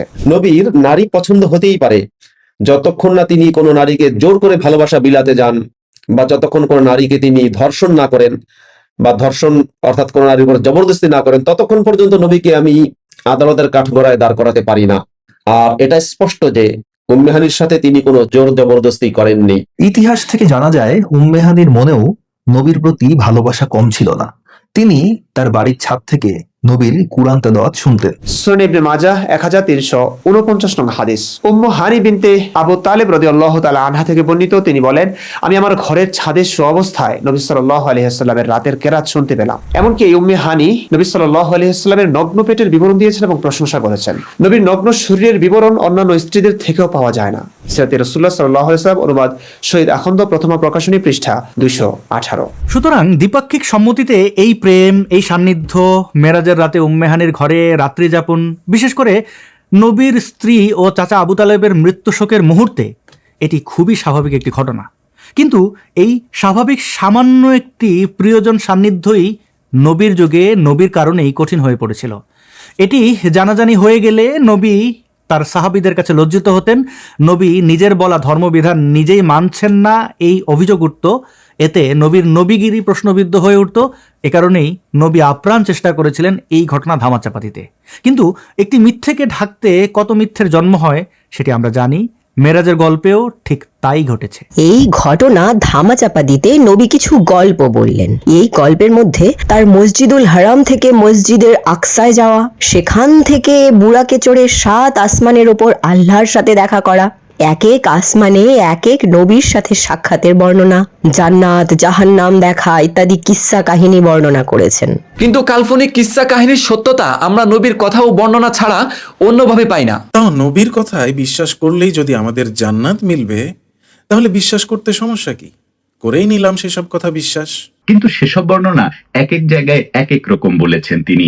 স্ববিরোধী সেসব বক্তব্য কেন আমাদেরকে অন্ধভাবে বিশ্বাস করতে হবে? চলুন দেখি মেরাজের গল্পে কত গন্ডগোল পাকিয়েছেন আমাদের নবী। কতজন ফেরেশতা এসেছিলেন। প্রিয় দর্শক, আমরা জেনেছি কাবার হাতিমে নবী তার সাহাবীদের সঙ্গে থাকাকালীন হঠাৎ কোথাও হারিয়ে যান। তারপর সকালে ফিরে এলে আবু বকর যখন প্রশ্ন করেন, নবী আপনি কোথায় ছিলেন, নবী তখন বলেছিলেন তিনি বাইতুল মুকাদ্দাস ঘুরে এসেছেন। যদিও আমরা উম্মে হানির বর্ণনায় পাই তিনি আসলে উম্মে হানির বাসায় রাত্রি যাপন করেছেন। নবী মুহাম্মদ উম্মে হানির সঙ্গে রাত্রি যাপনের কথাটি গোপন করতে মেরাজের আজগুবি এই গল্পটি বললেন। প্রতিটি হাদিসের দীর্ঘ বর্ণনা সব পরে শোনাতে গেলে ভিডিওটি অনেক দীর্ঘ হয়ে যাবে, তাই আমি হাদিসের রেফারেন্স দিয়ে আপনাদের স্ববিরোধী বিবরণগুলোর দিকেই ফোকাস করছি। সহিহ বুখারী ইসলামিক ফাউন্ডেশন 342 নং হাদিসে নবী বললেন, আমার ঘরের ছাদ খুলে দেওয়া হলো, তখন আমি মক্কায় ছিলাম। তারপর জিবরিল আলাইহিস সালাম এসে আমার বক্ষ বিদীর্ণ করলেন আর তা জমজমের পানি দিয়ে দিয়ে ধুইলেন। এরপর হিকমত ও ইমানে পরিপূর্ণ একটি সোনার পাত্র নিয়ে আসলেন এবং তা আমার বক্ষে ঢেলে দিয়ে বন্ধ করে দিলেন। তারপর হাত ধরে আমাকে দুনিয়ার আসমানের দিকে নিয়ে চললেন। যখন দুনিয়ার আসমানে পৌঁছালাম তখন জিব্রিল আলাইহিসসালাম আসমানের রক্ষককে বললেন, দরজা খোলো। তিনি বললেন, কে? উত্তর দিলেন, আমি জিব্রিল। আবার জিজ্ঞাসা করলেন, আপনার সঙ্গে আর কেউ আছে কি? তিনি বললেন, হ্যাঁ, আমার সঙ্গে মোহাম্মদ। এই হাদিসে বলা হলো নবীর আসমানের সফর সঙ্গী ছিলেন একজন, তিনি হলেন জিব্রাইল আলাইহিসসালাম। এবার দেখুন সহিহ বুখারী ইসলাম ফাউন্ডেশন 3608 নং হাদিস। এখানে বলা হয়েছে, একদা আমি কাবা ঘরের হাতিমের অংশে ছিলাম। হঠাৎ একজন আগন্তুক আমার নিকট এলেন এবং আমার এই স্থান থেকে সে স্থানের মধ্যবর্তী অংশটি চিরে ফেললেন। এই হাদিসে একজনের কথা বলা হয়েছে, তবে তাকে জিব্রাইল বলা হয়নি, আগন্তুক বলা হয়েছে। প্রশ্ন হচ্ছে, আগে থেকে নবী জিব্রাইলকে চিনলে এর এত এত আলোচনা সাহাবাদের কাছে শোনালে জিব্রাইলের নাম না নিয়ে কেন আগন্তুক বলবেন তিনি? সব সাহাবাদের কাছেই তো জিব্রাইল নামটি অতি পরিচিত ছিল, তাই না? যাই হোক, শুরু দিকে হয়তো হিসেব ঠিক মিলিয়ে উঠতে পারেননি গল্পটি কাকে দিয়ে শুরু করবেন, সে কারণেই আগন্তুক বলা হয়েছে কখনো, তারপরে ভাবলেন যে না, এখন জিব্রাইল বলি। এবার এই হাদিসটি পড়ুন, সহিহ বুখারী ইসলাম ফাউন্ডেশন 7009 নং হাদিস। এখানে নবীর ঘনিষ্ঠ সাহাবী খাদেম আনাস ইবনে মালিক নবীর মেরাজের গল্পের বিবরণ দিচ্ছেন। সেই বিবরণে নবীর সফর সঙ্গী 3 জন বলা হয়েছে। 3 জনের কথা আছে তাফসীর মাযহারিতেও। 7ম খণ্ড পৃষ্ঠা 19 পড়ুন এই অংশটি। রাসূল সাল্লাল্লাহু আলাইহি সাল্লামকে কাবা প্রাঙ্গণ থেকে মেরাজে নিয়ে যাওয়া হয়েছিল। ঘটনাটি ঘটেছিল তার প্রত্যাদেশ প্রাপ্তির পূর্বে। তিনি সেখানে শায়িত ছিলেন। তন্দ্রাচ্ছন্ন অবস্থায় তিনি দেখলেন 3 জন লোক এসে দাঁড়ালো তার কাছে। দর্শক, আগে পরে সবটুকু পড়লে বুঝবেন এখানেও মেরাজের গল্পেরই বিবরণ দেওয়া হয়েছে, কিন্তু এখানে 3 সাথীর কথা বলা হয়েছে। চলুন ছকের মাধ্যমে বুঝি। সহিহ বুখারী ইসলাম ফাউন্ডেশন 342 নং হাদিস। একজনের কথা, তিনি হলেন জিব্রাইল। সহিহ বুখারী ইসলাম ফাউন্ডেশন 3608 নং হাদিস। এক আগন্তুকের কথা, সহিহ বুখারী ইসলাম ফাউন্ডেশন 1303 নং হাদিস। 2 জন ফেরেশতার কথা, সহিহ বুখারী ইসলাম ফাউন্ডেশন 7009 নং হাদিসে 3 জন ফেরেশতার কথা। যাত্রা শুরু কোথা থেকে, আসমানি ভ্রমণ যাত্রা কোথা থেকে শুরু হয়েছে, এই বর্ণনাতেও রয়েছে অনেক অনেক অমিল তালগোল। সহিহ বুখারী ইসলাম ফাউন্ডেশন 342 নং হাদিসে বলা হয়েছে, আমার ঘরের ছাদ খুলে দেওয়া হলো, তখন আমি মক্কায় ছিলাম। তারপর জিবরাইল আলাইহিস সালাম এসে আমার বক্ষ বিদীর্ণ করলেন। অর্থাৎ এই হাদিসে বলা হয়েছে আমার ঘরের ছাদ খুলে যাত্রা শুরু হয়েছে। সহিহ বুখারী ইসলাম ফাউন্ডেশন 3608 নং হাদিসে বলা হয়েছে, একদা আমি কাবা ঘরের হাতিমের অংশে ছিলাম। হঠাৎ একজন আগন্তুক আমার নিকট এলেন। অর্থাৎ এই হাদিসে যাত্রা শুরু কাবার হাতিম থেকে বলা হয়েছে। আর ইতিপূর্বে অনেক বর্ণনায় আমরা দেখেছি সেখানে উম্মে হানির ঘর থেকে মেরাজ হয়েছে বলে উল্লেখ আছে। অর্থাৎ এখানেও আমরা কয়েক রকমের কথা পাই। সহিহ বুখারী ইসলাম ফাউন্ডেশন 342 নং হাদিস, আমার ঘরের ছাদ। 3608 নং হাদিস বলছে কাবার হাতিম। ইবনে ইসহাকের সিরাত বলছে উম্মে হানির ঘর থেকে। আরেকটি প্রশ্ন, জিবরাইলের সাথে সাক্ষাৎ হয়েছিল কোথায়? দর্শক, পুরো কোরআনে মেরাজের ঘটনার সামান্য বর্ণনা মাত্র 2 জায়গায় এসেছে। ইসরার প্রথম আয়াত, দ্বিতীয়ত সূরা নাজমের ছোট 2টি আয়াত 13 এবং 14। নাজমের 13 এবং 14 নম্বর আয়াতে বলা হয়েছে, ওয়ালাকাদ রাআহু নাসলাতান উখরা, আর সে তো তাকে আরেকবার দেখেছিল ইনদা সিদরাতিল মুনতাহা, সিদরাতুল মুনতাহার নিকট। বলা হচ্ছে নবী জিব্রাইলকে আরেকবার দেখেছিল সিদরাতুল মুনতাহার নিকট, যা সপ্তম আকাশে আরশের নিচে। কুরআন বলছে নবী এখানে জিব্রাইলকে আরেকবার দেখেছিলেন, এর আগে অন্য জায়গায় দেখা হয়েছে তাদের। কথা হলো, আমরা তো জানি নবীকে জিব্রাইল মক্কা এসে নিয়ে গিয়েছিল, কাবার হাতিম থেকে হোক বা উম্মে হানির ঘর থেকে হোক। তাহলে দেখা হওয়ার কথার উল্লেখ তো মক্কায় হওয়ার কথা ছিল, সিদরাতুল মুনতাহার নিকট কেন বলা হলো? আমরা সাধারণত ভ্রমণে কারোর সঙ্গে দেখা হলে প্রথমে যেখানে দেখা হয় সেই জায়গার নামই বলে থাকি। নবীর সাথে আকাশপথের এই ভ্রমণে তো জিব্রাইল শুরু থেকেই ছিলেন সিদরাতুল মুনতাহা পর্যন্ত। তাহলে কিভাবে এই কথা বলা যায় যে নবী তাকে সিদরাতুল মুনতাহায় আরেকবার দেখেছেন?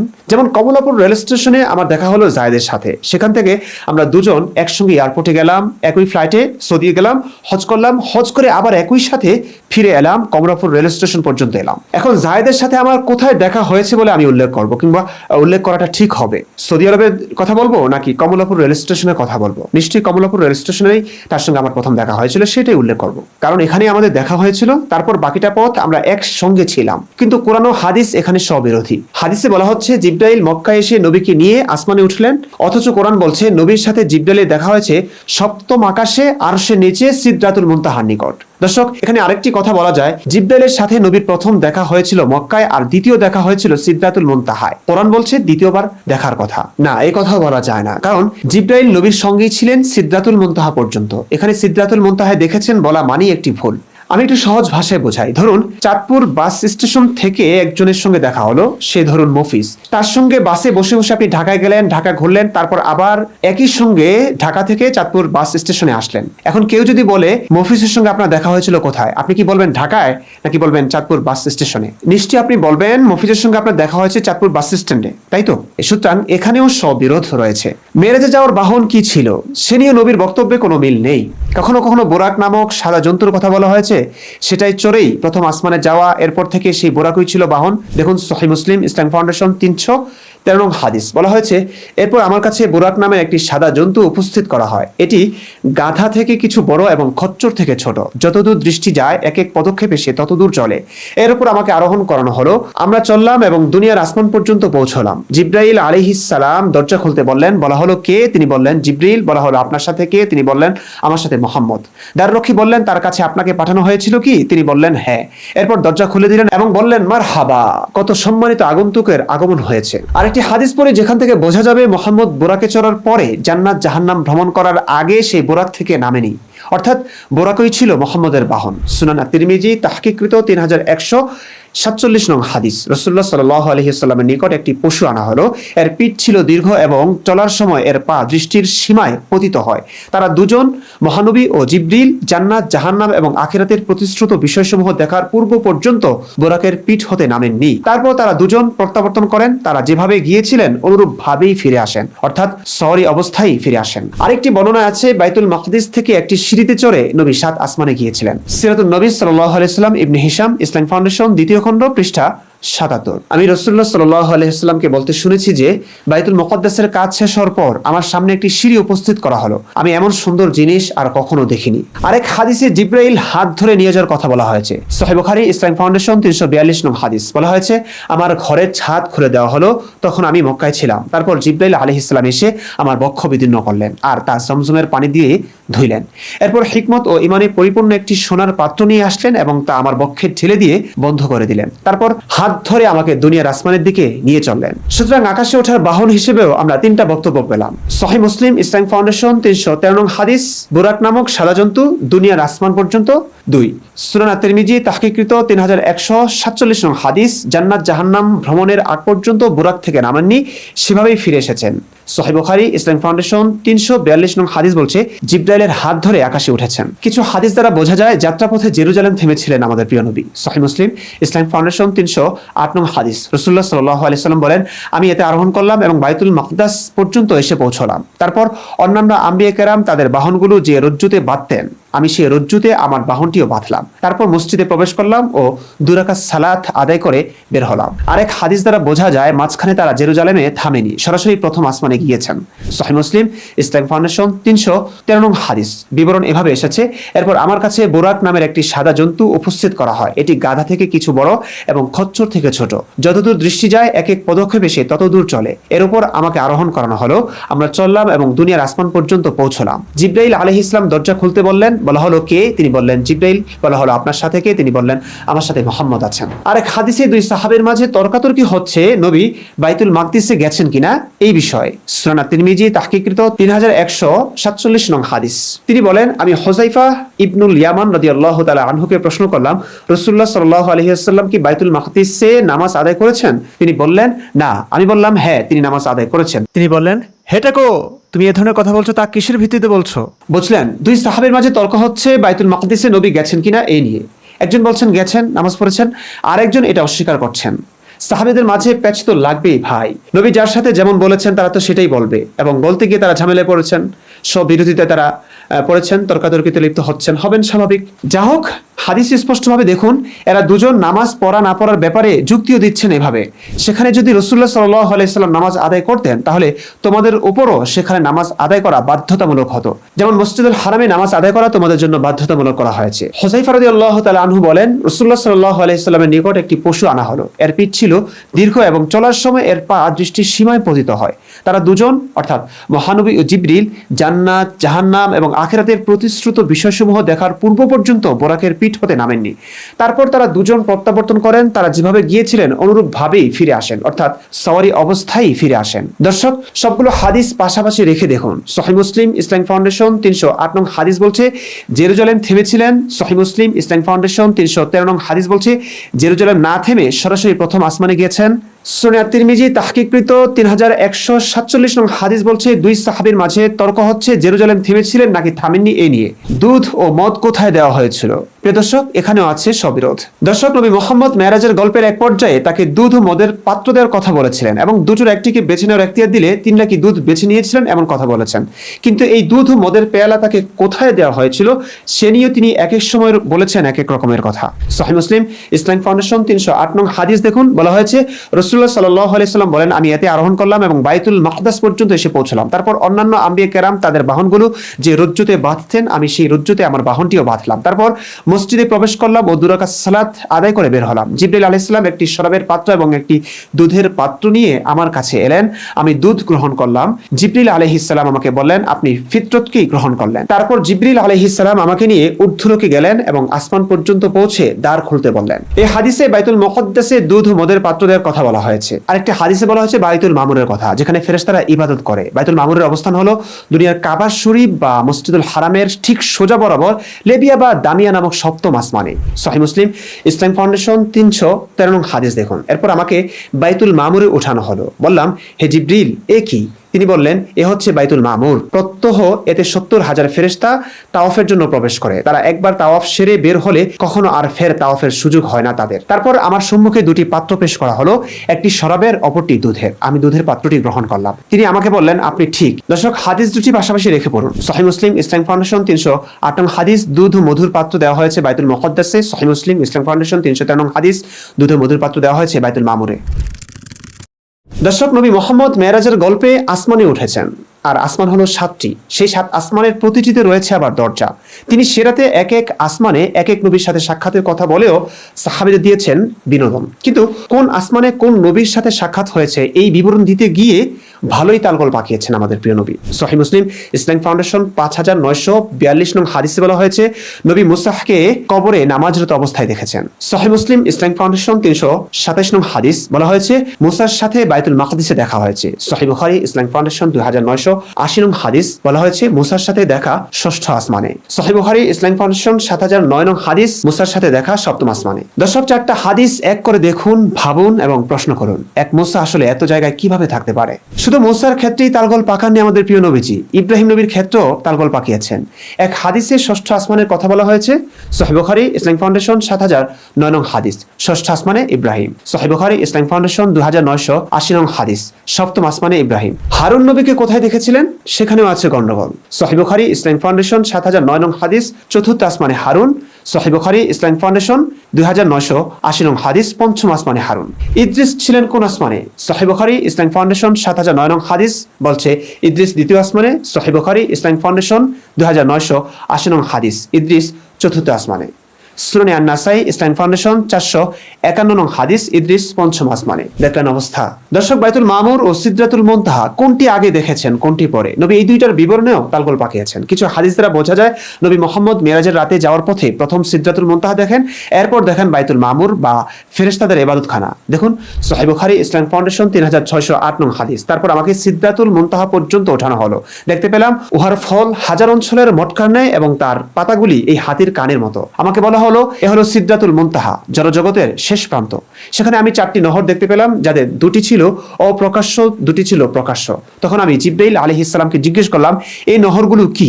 অপ্রকাশ্য 2টি হলো জান্নাতের 2টি নহর, আর প্রকাশ্য 2টি হলো নীল নদী ও ফুরাত নদী। তারপর আমার সামনে আল বাইতুল মামুর প্রকাশ করা হলো। কিন্তু আরেক সহিহ হাদিস থেকে জানা যায় মেরাজের রাতে যাওয়ার পথে নবী মুহাম্মদ প্রথমে বাইতুল মামুর দেখেন, যেখানে নবী ইব্রাহিম পিঠ ঠেকিয়ে বসেছিলেন। এরপর তিনি সিদরাতুল মুনতাহা দেখেন। সহিহ মুসলিম ইসলাম ফাউন্ডেশন 308 নং হাদিস, সেখানে ইব্রাহিম আলাইহিস সালামের সাক্ষাৎ পেলাম। তিনি বাইতুল মামুরে পিঠ ঠেকিয়ে বসে আছেন। বাইতুল মামুরে প্রত্যহ 70,000 ফেরেশতা তাওয়াফের উদ্দেশ্যে প্রবেশ করেন, যারা আর সেখানে পুনরায় ফিরে আসার সুযোগ পান না। তারপর জিবরিল আলাইহিস সালাম আমাকে সিদরাতুল মুনতাহা নিয়ে গেলেন। সে বৃক্ষের পাতাগুলো হস্তিনীর কানের মতো আর ফলগুলো বড় বড় মটকার মতো। প্রশ্ন হচ্ছে, নবী আগে বাইতুল মামুর দেখেছিলেন নাকি আগে সিদরাতুল মুনতাহা? সুনান আত-তিরমিজি ইসলাম ফাউন্ডেশন 3131 নং হাদিস, আনাস রাদিয়াল্লাহু আনহু থেকে বর্ণিত, মেরাজের রাতে নবী সাল্লাল্লাহু আলাইহি সাল্লামের কাছে জিন পরিয়ে লাগাম লাগিয়ে বুরাক আনা হলো, কিন্তু সে হঠকারিতা করলো। তখন জিবরিল আলাইহিস সালাম বললেন, মুহাম্মদ সাল্লাল্লাহু আলাইহি সাল্লামের ব্যাপারেও তুমি এরূপ করছো? আল্লাহর কাছে তার চেয়ে অধিক সম্মানিত আর কেউ তোমার উপর কখনো আরোহণ করেনি। লজ্জায় বুরাকটি ঘর্মাক্ত হয়ে উঠল। তার মানে বুরাক যে বাহনে করে নবী ও জিবরাইল 7 আসমান পাড়ি দিয়েছেন, সেটি ভাষা বোঝে, অনুভূতি বুঝে, হঠকারিতা বোঝে, আবার বকা দিলে সে লজ্জাও পায়। সহিহ মুসলিম ইসলাম ফাউন্ডেশন 308 নং হাদিস পড়ুন। রাসূলুল্লাহ সাল্লাল্লাহু আলাইহি ওয়াসাল্লাম ইরশাদ করেন, আমার কাছে বোরাক আনা হলো। বোরাক গাধা থেকে বড় এবং খচ্চর থেকে ছোট একটি সাদা রঙের জন্তু। যতদূর দৃষ্টি যায় এক এক পদক্ষেপে সে ততদূর চলে। রাসূলুল্লাহ সাল্লাল্লাহু আলাইহি ওয়াসাল্লাম বলেন, আমি এতে আরোহণ করলাম এবং বাইতুল মাকদাস পর্যন্ত এসে পৌঁছালাম। তারপর অন্যান্য আম্বিয়া কেরাম তাদের বাহনগুলো যে রজ্জুতে বাঁধতেন, আমি সেই রজ্জুতে আমার বাহনটিও বাঁধলাম। এই হাদিসে বলা হয়েছে বোরাকটিকে নবী বেঁধে রেখেছিলেন বাইতুল মুকদ্দাসের নিকট। প্রশ্ন হলো, যে বোরাক ভাষা বোঝে, নবীর সাথে বেয়াদবির জন্য সে লজ্জায় ঘর্মাক্ত হয়, যে বোরাককে আল্লাহ পাঠালেন নবীর জন্য নবীকে তুলে নিতে, সেই বোরাককে নবীর বাঁধার কি প্রয়োজন? এই যুক্তি শুধু আমারই না, আজকালকার নাস্তিকদের না, নবীর সাহাবীদেরও খটকা লেগেছিল সেই 1450 বছর আগে। এই হাদিসে দুজন সাহাবার মাঝে এ নিয়ে তর্ক বিতর্ক হচ্ছে। সুনান তিরমিজি তাহকিককৃত 3147 নং হাদিস। চুম্বক অংশ পড়ছি। হুযায়ফা রাদিয়াল্লাহু তাআলা আনহু বলেন, লোকেরা বলাবলি করে তিনি বোরাককে বেঁধেছিলেন। কেন এটি তার নিকট হতে পালিয়ে যাবে? অথচ গোপন ও প্রকাশ্য সবকিছু জানার মালিক আল্লাহ তাআলা বোরাককে তার নিয়ন্ত্রণাধীন করে দিয়েছিলেন। আসমানের প্রহরীর অজ্ঞতা। নবী যখন আসমানের এক একটি দরজা খুলে ভিতরে ঢুকছিলেন, তখন হাদিসগুলোর বিবরণে দেখা যাচ্ছে দরজার পাহারাদার ফেরেশতা জিজ্ঞেস করছেন, ইনি কে? প্রশ্ন হলো, এত বড় একটি ঘটনা, আসমানের ফেরেশতাদের এবং দরজার পাহারাদারদের তো জানার কথা, এখানে কে আসতে যাচ্ছেন? অথচ হাদিসটিতে দেখা যাচ্ছে কোন আসমানের দরজার পাহারাদারই জানতেন না কে আসছেন এখানে। সহিহ মুসলিম ইসলাম ফাউন্ডেশন 308 নং হাদিস। আসমান পর্যন্ত পৌঁছে দ্বার খুলতে বললেন। বলা হলো, আপনি কে? তিনি বললেন, আমি জিবরিল। বলা হলো, আপনার সাথে কে? বললেন, মুহাম্মদ। বলা হলো, আপনাকে কি তাকে আনতে পাঠানো হয়েছে? বললেন, হ্যাঁ, ডেকে পাঠানো হয়েছিল। অনন্তর আমাদের জন্য দরজা খুলে দেওয়া হলো। এভাবে সব আসমানের প্রহরীরাই নবীর ব্যাপারে জিজ্ঞেস করেছিল, ইনি কে? আল্লাহ জানিয়ে রাখেননি? নামাজ নিয়ে গাণিতিক ভুল। মেরাজ গল্পে মুসলিমদের সবচেয়ে বড় শাস্তি কিংবা প্রাপ্তি বলি না কেন, সেটি হচ্ছে নামাজ। আল্লাহ নবীর সঙ্গে সাক্ষাতের পর নবীর জন্য বিশেষ উপঢৌকন হিসেবে উম্মতি মুহাম্মদের জন্য 50 ওয়াক্ত নামাজ দিলেন। সরল নবী 50 ওয়াক্ত নামাজ নিয়ে খুশিতে ফিরে আসছিলেন। দেখা হলো নবী মুসার সাথে। মুসা বললেন, আবার যান, গিয়ে কমিয়ে আনুন, আপনার উম্মত তা পালন করার সামর্থ্য রাখে না। নবী গেলেন, আল্লাহ 50 থেকে অর্ধেক কমালেন, হলো 25। আবার কমাতে বললেন মুসা। নবী আল্লাহর নিকট গেলেন, আল্লাহ অর্ধেক কমালেন, 25 থেকে অর্ধেক হয় 12.5। আবার কমানোর আবেদন নিয়ে নবীকে আল্লাহর কাছে পাঠানো হয়। আল্লাহ আবার 12.5 থেকে অর্ধেক কমালেন, থাকে 6.5। কিন্তু আল্লাহ বললেন, এই 5 ওয়াক্ত সালাত বাকি রইল, আর তার সওয়াবের ক্ষেত্রে 50 ওয়াক্ত সালাতের সমান হবে। আমার কথার পরিবর্তন হয় না। সহিহ বুখারী তাওহীদ পাবলিকেশন 3342 নং হাদিস। দর্শক, 50-এর অর্ধেক 25, 25-এর অর্ধেক 12.5, 12.5-এর অর্ধেক 6.5 হয়, কিন্তু হাদিসে 5 ওয়াক্তের কথা বলা হয়েছে। অর্থাৎ এত গুরুত্বপূর্ণ বিষয়টির হিসেবেও রয়েছে গরমিল, কোনো স্পষ্টতা নেই। মুসা কি আল্লাহ চাইতে বেশি জানে? দর্শক, আরেকটি বিষয়, আল্লাহ সর্বজ্ঞানী। তিনি কি জানেন না নবীর উম্মতেরা 50 ওয়াক্ত নামাজ পড়তে পারবেন না? কেন মুসা নবীরও এটা বুঝতে হলো যে শেষ নবীর উম্মতেরা 50 ওয়াক্ত নামাজ পড়তে পারবে না, এই ক্ষমতা তারা রাখে না।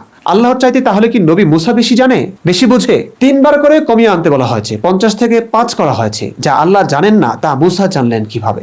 মুসা কি তবে আল্লাহর চাইতে বেশি জানে? তবে আল্লাহ গায়েব জানেন, এই কথার অর্থ কি? আল্লাহ সর্বজ্ঞাতা, এর অর্থ কি? ঠিক বুঝে আসছে না। শুধু তাই নয় দর্শক, নবী মেরাজের গল্প করার ক্ষেত্রে তার এক সাহাবীর মনোতুষ্টির জন্য কি বলেছিলেন শুনুন। মিশকাতুল মাসাবিহ 1322 নং হাদিস। আবু হুরায়রা রাদিয়াল্লাহু তাআলা আনহু থেকে বর্ণিত, তিনি বলেন, রাসূলুল্লাহ সাল্লাল্লাহু আলাইহি ওয়াসাল্লাম বিলালকে ফজরের সালাতের সময় ইরশাদ করলেন, হে বিলাল, ইসলাম কবুল করার পর তুমি এমন কি আমল করেছো যার থেকে অনেক সওয়াব হাসিলের আশা করতে পারো? কারণ আমি আমার সম্মুখে জান্নাতে তোমার জুতার শব্দ শুনতে পেয়েছি। এই হাদিসটি উম্মে হানির সাথে রাত্রি যাপনের পরে যখন মেরাজের গল্পের অবতারণা হলো তখনকার। যেহেতু এই গল্পে নবী আল্লাহর সঙ্গে সাক্ষাৎ করেছেন, আসমানে গিয়েছেন, সেহেতু সরল মনা সাহাবীরা এক এক রকম প্রশ্ন মানে জর্জরিত করেছে, এটা খুবই স্বাভাবিক। সেই প্রশ্নে নবীর গল্পের নানান দিক উন্মোচিত হচ্ছিল। কখনো তিনি জান্নাত জাহান্নাম দেখার কথা বলেছেন, জাহান্নামে গিয়ে আবার নারীদের বেশি দেখেছেন ইত্যাদি। মেরাজের রাত্রিতে যেহেতু তিনি জান্নাত দেখেছেন, সেহেতু এই হাদিস মেরাজ পরবর্তী ঘটনায়। নবী মেরাজের গল্প ছলে বিলালকে বিশেষ খুশি করতেই কিনা বলেছেন বিলালের জুতার আওয়াজ তিনি জান্নাতে তার আগে শুনেছেন। কিন্তু প্রশ্ন হলো, জান্নাতে মানুষ যাবে মৃত্যুর পরে, কিয়ামতের পরে। হযরত বিলালের তো তখনও মৃত্যুই হয়নি, কিয়ামতও ঘটেনি, তাহলে নবী বিলালের পায়ের আওয়াজ জান্নাতে কিভাবে শুনলেন? ইসলামের সমালোচকরা এখানে অবশ্য দুষ্ট এক ধারণা করেন। তারা বলেন, নবী মুহাম্মদ পৃথিবীর কোনো ঘরেই হয়তো জান্নাতের সুখ লাভ করছিলেন, সেই সময়ে দরজার কাছে বিলাল পাহারারত ছিল। জান্নাতের আনন্দময় অভিজ্ঞতা বা অন্তিম সুখ লাভের সময় নবী আসলেই বিলালের পায়ের আওয়াজ শুনেছিলেন। দর্শক, ধারণা করা ঠিক না, তবে যেহেতু মেরাজের ঘটনাটি সম্পূর্ণ অযৌক্তিক একটি ব্যাপার, অবৈজ্ঞানিক একটি ব্যাপার, অবাস্তব এবং পদে পদে এত এত ফাঁক ফোকর স্ববিরোধী বক্তব্যে ভরপুর, তাতে আমরা সেসব অলীক ব্যাপারটি বিশ্বাস না করে বাস্তব কিছু ধারণা করতেই পারি। প্রিয় দর্শক, ইতিহাসের সুদীর্ঘ পাঠ ও দীর্ঘ বিশ্লেষণের পর আমরা বুঝেছি নবী মুহাম্মদের প্রাথমিক জীবনের ভালোবাসা ছিলেন তার চাচাতো বোন উম্মে হানি। নবী তাকে বিয়ের প্রস্তাবও দিয়েছিলেন চাচা আবু তালেবের কাছে, কিন্তু চাচা আবু তালেব নবীকে এতিম অসহায় বলে স্নেহ করলেও আদুরে মেয়েটিকে মোহাম্মদের হাতে তুলে দেওয়ার মতো যোগ্য ও সম্মানিত পাত্র মনে করেননি। নবী মোহাম্মদ ব্যথিত হয়েছিলেন। এই ব্যথা ও যন্ত্রণায় তার চেয়ে প্রায় দ্বিগুণ বয়সী খাদিজাকে বিবাহ করে নেন কিনা সেটা নিশ্চিত না। তবে খাদিজাকে বিয়ে করে তিনি স্বাবলম্বী হলেন। বয়সে বড় খাদিজার সাথে তার রোমাঞ্চ কেমন চলছিল স্পষ্ট জানা না গেলেও খাদিজার প্রভাব প্রতিপত্তির জন্য খাদিজার জীবদ্দশায় নবী কোনো বিয়েও করেননি। গোপনে উম্মে হানির সাথে আলাপ বা মেলামেশা ছিল বলেই প্রমাণিত হয় নবীর উম্মে হানির বাড়ি আসা যাওয়ার হাদিসের মাধ্যমে। খাদিজা ও আবু তালেবের মৃত্যুতে নবী বেশ শোকাগ্রস্ত হয়ে পড়েন। এমন শোক ও দুঃখের সময় মানুষ তার প্রিয় মানুষের সান্নিধ্য পেতে চায়। নবীও এমনই এক দুঃখ ভারাক্রান্ত সময়ে এক বুক দুঃখ নিয়ে উম্মে হানির ঘরে রাত্রি যাপন করলেন। সেখানে তিনি উম্মে হানির সাথে সেই অন্ধকার ও বদ্ধ ঘরের ভিতর কি করছিলেন আমরা জানি না। তবে সকালে তিনি কাবার হাতিমে তার সাথী সঙ্গীদের কাছে ফিরে আসলে তারা যখন জিজ্ঞেস করলো, নবী আপনি কোথায় ছিলেন রাতে? আমরা তো সম্ভব সকল জায়গায় খুঁজেছি। নবী তখন উম্মে হানির ঘরে রাত্রি যাপনের কলঙ্ক ঢাকতে ফাঁদলেন এক নতুন বিস্ময়কর গল্প। বললেন তিনি মসজিদুল হারাম থেকে বাইতুল মুকদ্দাস পর্যন্ত গিয়েছেন, যা 1 মাসের পর তা 1 রাতের কিছু অংশে যাওয়া কোনোভাবেই স্বাভাবিক ঘটনা নয়। সরল বা ধুরন্ধর আবু বকর এটা বিশ্বাস করে নিল। তার দেখা দেখিতে এই বিশ্বাস প্রায় সকল সাহাবীরাই করে নিল। বিস্ময়কর এই ভ্রমণটি নিয়ে মানুষের কৌতূহল বাড়তেই থাকলো এবং তারা একের পর এক প্রশ্ন করতে থাকলো। নবীকেও তাই এই গল্পের নতুন নতুন ডালপালা ছড়াতে হলো। অত্যন্ত বুদ্ধিমত্তার সঙ্গে গল্পটি বুনবার চেষ্টা করলেও মানুষ হিসেবে এই গল্পে নবীর অনেক সারল্য, বুদ্ধিহীনতা, সব বিরোধিতা ও ফাঁকফোকর স্পষ্টই ধরা পড়ল এক এক সাহাবের কাছে এক এক রকমের বর্ণনায়। কিন্তু নবীর আত্মবিশ্বাস ছিল যে মানুষ তার কথা অন্ধভাবে বিশ্বাস করে প্রশ্ন করা ছাড়াই। নবীর এই আত্মবিশ্বাসের প্রমাণ মেলে যখন উম্মে হানির ঘরে রাত্রিযাপন শেষে নবী মানুষের কাছে এই কথা বলতে যাবেন বলে মনস্থির করলেন, তখন উম্মে হানি নবীকে বাধা দেন, জামা টেনে ধরেন, তাতে নবীর জামা ছিঁড়েও যায়, পেট উদম হয়ে যায়। উম্মে হানি বলেন, আপনি এসব বলতে যাবেন না, কারণ মানুষ আপনাকে নিয়ে হাসাহাসি করবে। উম্মে হানিও বুঝতে পেরেছিলেন তার ঘরে সারাটা রাত কাটিয়ে নবী এখন এই আজগুবি কথা বলছেন যে তিনি 7 আসমান ঘুরে এসেছেন। এটা শুনে যে কেউ হাসাহাসি করবে। তারপরও নবী আত্মবিশ্বাসী হয়ে বললেন, আমি এটা বলবই। এবং এমন এক বুরাকে চড়ে 7 আসমান ভ্রমণের কথা তিনি বললেন, যার আবার 2টো ডানা আছে। সিরাতুন নবী সাল্লাল্লাহু আলাইহি ওয়াসাল্লাম, 2য় খণ্ড, ইবনে হিশাম, ইসলাম ফাউন্ডেশন বাংলাদেশ, পৃষ্ঠা 72। হঠাৎ দেখলাম একটি সাদা জন্তু, গাধা ও খচ্চরের মাঝামাঝি আকৃতির। তার 2 উরুতে রয়েছে 2টি পাখা। তা দিয়ে সে পেছনের পায়ে ঝাপটা দেয় আর সামনের পা তার দৃষ্টির শেষ সীমায় ফেলে। জিবরাইল আলাইহিস সালাম আমাকে তার পিঠে আরোহণ করালেন। সহিহ হাদিস থেকে জানা যায়, একবার আয়েশার ঘরে ডানাওয়ালা ঘোড়ার পুতুল দেখে নবী মুহাম্মদ বিস্ময়ে হতবাক হয়ে জিজ্ঞেস করেছিল, ঘোড়ার আবার ডানা কিভাবে হতে পারে? এই প্রশ্ন শুনে আয়েশা উত্তর দিয়েছিল, আপনি কি জানেন না সুলাইমান নবীর ঘোড়ার ডানা ছিল? এই কথা শুনে নবী মুহাম্মদ অট্ট হাসি দিতে থাকেন।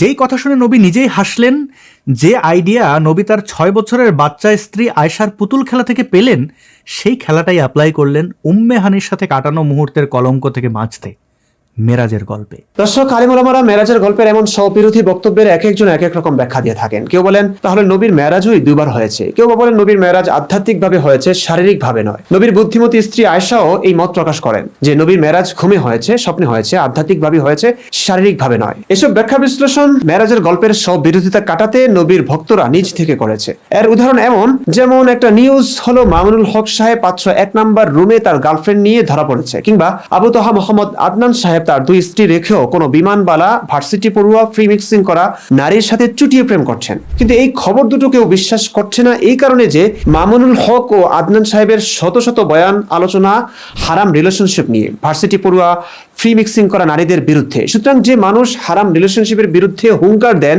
তিনি নিজেই 501 নম্বরে কোনো মেয়ের সাথে ধরা খাবেন বা ঘরে 2 স্ত্রী রেখে ভার্সিটি পড়ুয়া মেয়ের সাথেই পরকীয়ায় লিপ্ত হবেন, এটা আসলে মানা যায় না। এই কারণে আমি এটা বিশ্বাস করি না। ব্যাপারটা হচ্ছে এরকম, যেহেতু স্ববিরোধী কর্মকাণ্ড একই ব্যক্তির ক্ষেত্রে প্রকাশ পাচ্ছে, সেহেতু এটা সত্যি না। কিন্তু আপনার ব্যক্তিগত ভক্তি শ্রদ্ধার কারণে এমন মনে হলেও ঘটনা কিন্তু মিথ্যা হয়ে যাবে না। আবু তোহা মোহাম্মদ আদনানও কিন্তু ধরা খেয়েছে এবং 501 নম্বরও কিন্তু সত্যি হয়েছে। দর্শক, হতে পারে এইসব স্বপ্নেই দেখেছেন।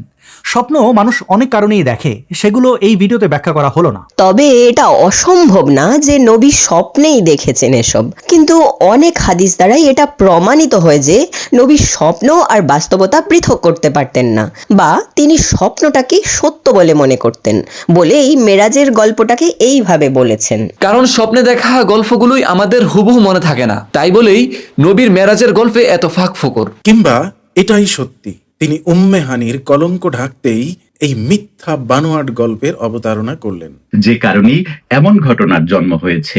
তবে এটি যে স্রেফ একটি পাতানো গল্প, একটি বানানো গল্প এবং অন্যান্য গল্পের মতো আকাশ থেকে ধরে এনে বাতাসে ছড়িয়ে দেওয়ার মতো গল্প, সেটি এখন দিবালোকের মতো স্পষ্ট।